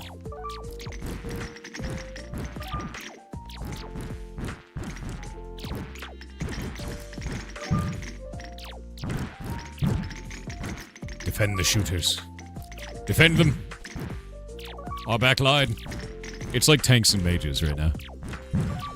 There we go. So I've got all the shooters in the center now. Oh, that's weird. I lost an internal defender.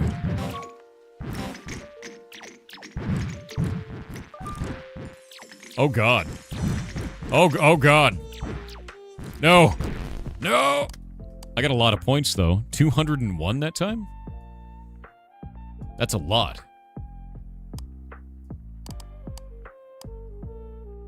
Okay. I feel like I get a lot of points compared to the other runs. Do you think it increased? Oh, did I win? Wait, I killed it? Is that what you're saying? Oh, if he came from the other side, I would have won. Okay. I was like, wait, what? I was like, I don't think I killed it. Yeah. Getting there. Why him so chonk? Him boss.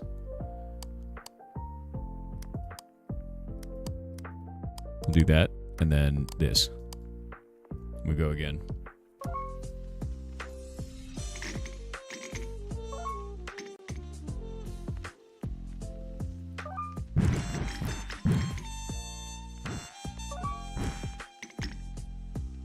Sir, please. There we go. The core is growing. Have this one kind of to the inside.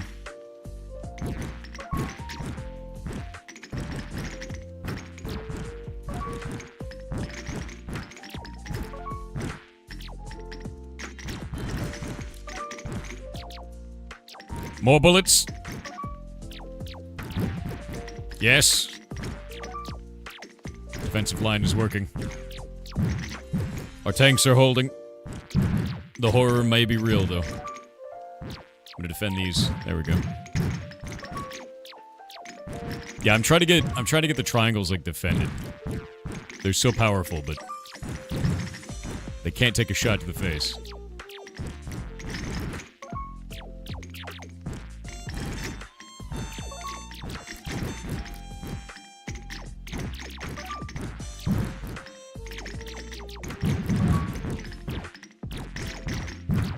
The south is not good.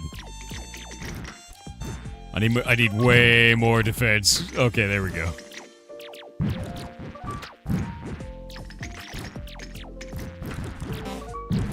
Okay, where's it coming from? It's from the south. Kill it. Come on, man. There we go, there we go. Live! Live, damn you! It's over. It's so over. Oh. It's close. It's getting closer. Death to the squares? No. I'm the squares, though. Oh, I'm the squares. Yeah. The horror. More damage on shooters? That's what I'm thinking. Also increasing their life would be a really good option. Laser beam skill. The attack speed as well.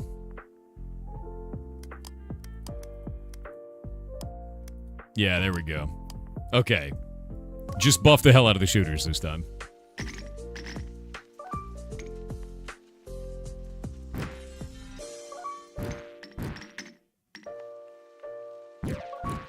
Because if we could have all shooters and they're tanky, I'm down.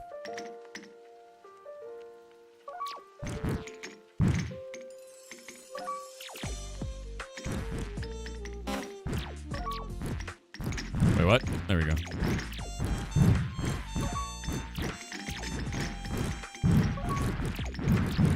Is it just me, or is the enemy scaling in speed to its spawn versus me leveling?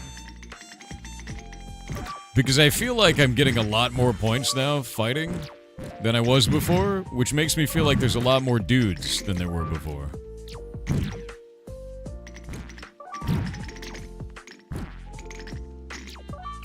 There seems to be a lot of dudes. The shooters do almost half damage on squares now? They do. What we need is we need shooters to one-shot squares. The red squares. Remember, gentlemen, red is dead. I'm doing my part.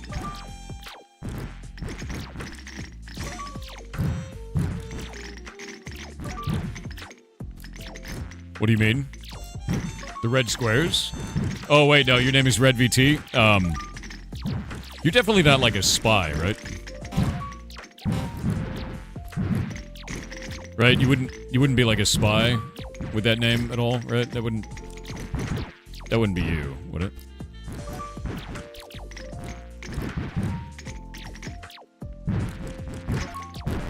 Oh! Need more damage. Oh, they can't go up anymore. Oh, jeez. Showing up more in the build queue. That's a good idea. That's a good idea. And that's a good idea. We just make them into machine guns, dude. I got 12 points left. Not that you know of. And then I'll do more boosters, I think, is the next thing.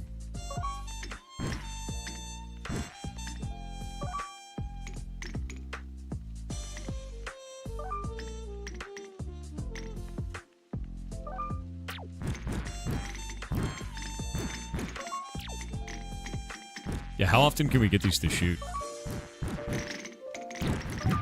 Oh my god. Dude, suddenly... Yeah, no, they're definitely scaling up somehow, dude. They're getting way scarier. The enemy knows.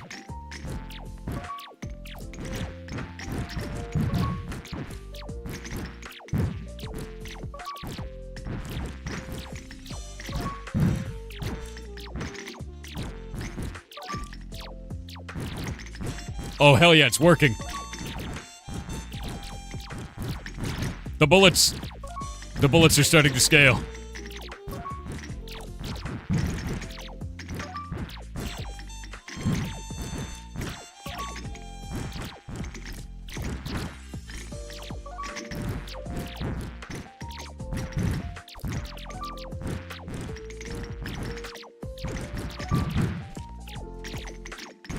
It's beautiful.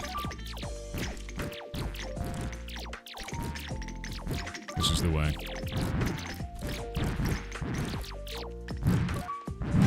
Oh god. Okay, that's not great. Oh no, we came from the worst side. Come on, dude. That's not great. Literally showed up on the worst side. F. What can we do with this? I think it's gotta be mines at this point, dude. Yeah. Our yellow triangle has died. It's very sad. Mines on death shoot out spikes. Can't go wrong with that. Spikes now explode on death. Spikes travel farther in distance. More health on the shooters. Shooters also shoot faster. Shield? I think I'll do shield next. Yeah. Yeah, I'm gonna do shield generator next. I want to do spikes and explosions first. Yeah, we're gonna get the shield. Spikes now explode on death seems insane. So now we have... Our mines now shoot spikes, and the spikes now explode. Glorious, really. Mines are great exploding? Yeah, I'm super down. The idea of, like, an exploding mine that shoots spikes is deeply hilarious to me. And seems like something that we need no matter what.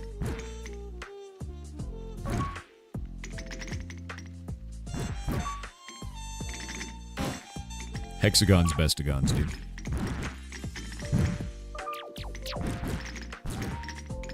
Oh, dude, look at that. Oh my god, the mines are insane now. Look at them go! Mines are amazing! Why are mines always the best, dude? Look at the mines. Holy crap. I love mines. I love mines.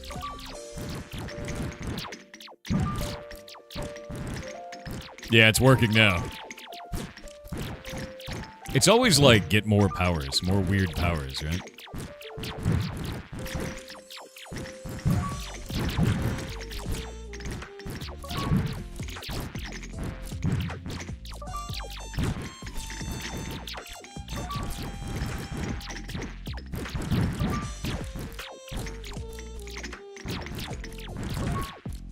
Oh my god. Some of these are nasty, man. Alright, we're about to get the boss. We're getting up close to 200 points.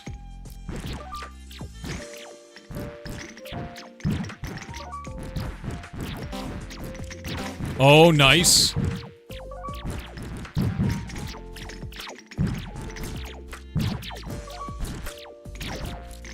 The landmine pushed it away.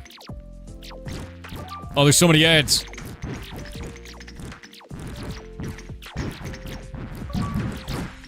Oh my god. This is it? This is it? Yes! Give me that. Boss fight done. Alright. Heal field. Yeah, the idea of an active skill of a heal field seems insane. That seems completely insane. Yeah. Channels a laser beam damaging all in its path. Unlocks an active skill which sends out a damaging pulse from the core. I'm gonna do a nuclear bomb. Yeah. A little bit farther. All of the farther. Again. What's the button for my pulse? Is that spacebar? What do I press to shoot the pulse out? Nickname generator. Alt F4 is a great idea. It'll show. Okay. Yeah, Alt F4 is the perfect combo. Thanks, bud. You guys are the best. Was the blue zero? That was a shield generator, which I probably should have taken, but I wanted to shoot a gigantic explosion instead.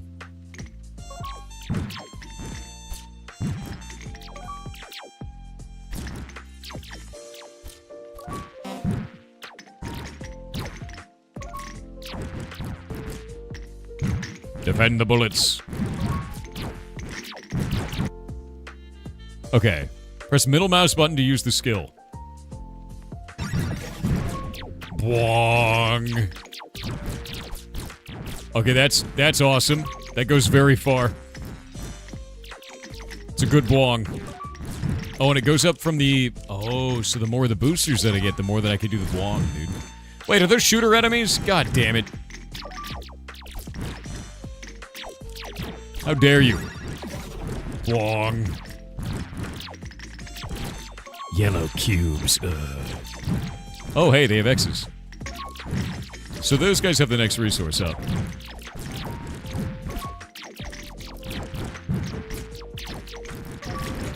And the more of these that I can do, the better.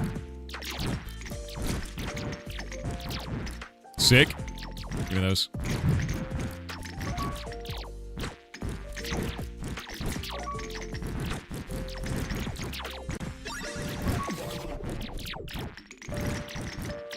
All right. Now we're cooking with gas.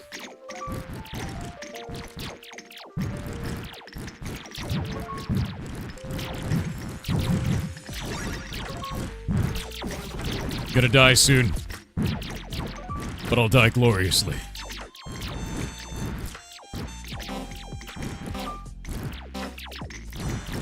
This becomes very active management. Like, very, very active management.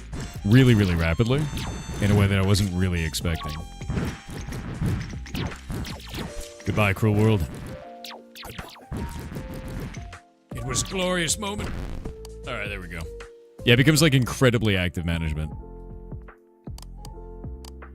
What do we do? Alright, shield generator. Increase the shield node's life by 1. Shield battery shows more often in the build queue. Okay. I think I'll leave that the way that it is, and I'm going to make quicker booster spawning. Because if I can keep doing quicker booster spawning, eventually we can just have, like, a massive amount of boosters, which means a massive amount of super. Yeah, they died as they lived. A square.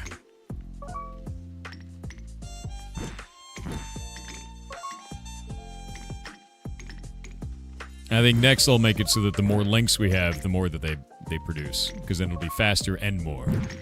Which, as we know, faster and more is the best. Yeah.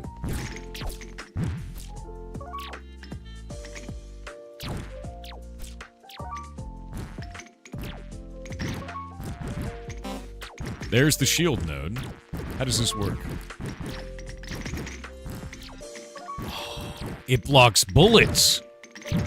Oh. It blocks bullets. That's freaking awesome. Alright, so it creates a generator around it that blocks bullets but doesn't stop melee. Is generally the idea, is what it looks like to me.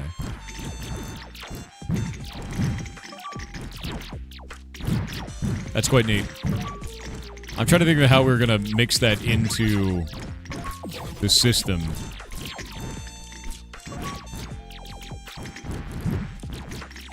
Because it seems like it's really good, but it's situational. Because everything feels kind of situational, right?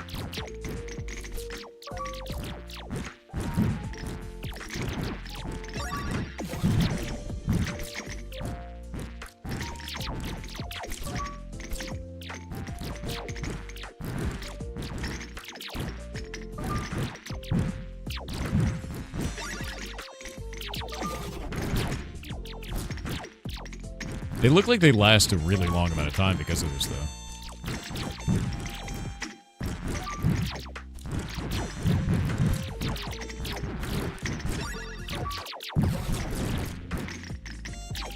Slowly getting crushed. Yeah, I don't think any of the shield barriers have died.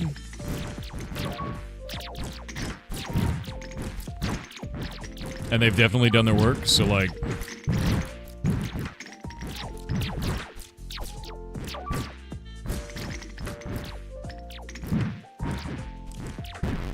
Oh. Yeah, they're definitely doing their job. Really interesting unit. Summon red square. Yes. I wonder if we can increase the radius of that shield. That's the other thing I'd like to know about it. Pulse lifetime. Make it last further. Pulse is cast one more time for free after a short delay. That seems busted. We haven't seen the circle used in the boss. Oh, you mean the ult? Yeah, I want to try that out as well. I think that's actually kind of interesting too. I do feel like increasing baseline damage of our shooters is probably like the right way to go right now. Pulse dealing more damage. Pulse reaches further. I'm going to make it reach a little bit further. And then I'm going to go over here and increase the damage of this twice. And then increase the damage of our green nodes. And we'll go from there. Maybe have mine spike range increase. I think I'll start doing mines next. Yeah, that's a good idea. The mines are just like... They seem really, really good. I also need... I don't know. Everything feels like it's good, so it's like, just get it all, you know? It's more like kind of playing around with stuff right now. But I feel like if we can get enough shooters going, and their attack speed is high enough, they can become incredibly busted. But we have to defend them. At least that's the idea. There we go. Put a shield right out in front. Wong.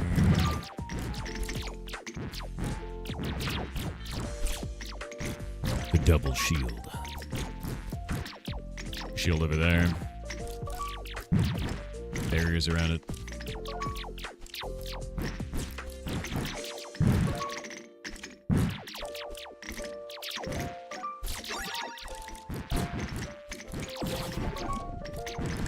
I do love that whenever you finish a, like, you can build the next thing. Some bug just landed on me and flew away.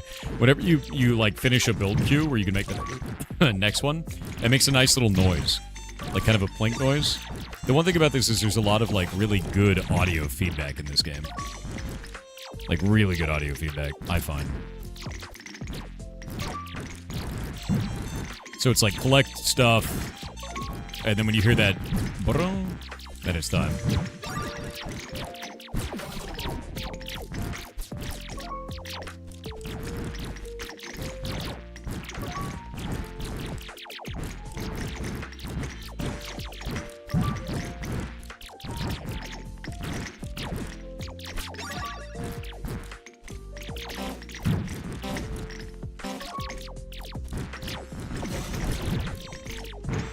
Oh god. Eat it. It pushed the ult, like, the enemy away, the boss. But it was not enough. Okay. Definitely worth it to do that. Let's see. Okay, so now I can do... probably the landmines? Mines spawn more often. Increase the mine lifetime. Spikes last longer. So they travel a farther distance, so the explosion will be much bigger. I don't know how much farther, though. We aren't collecting the X's that time? That's probably true. I probably wasn't collecting enough of them.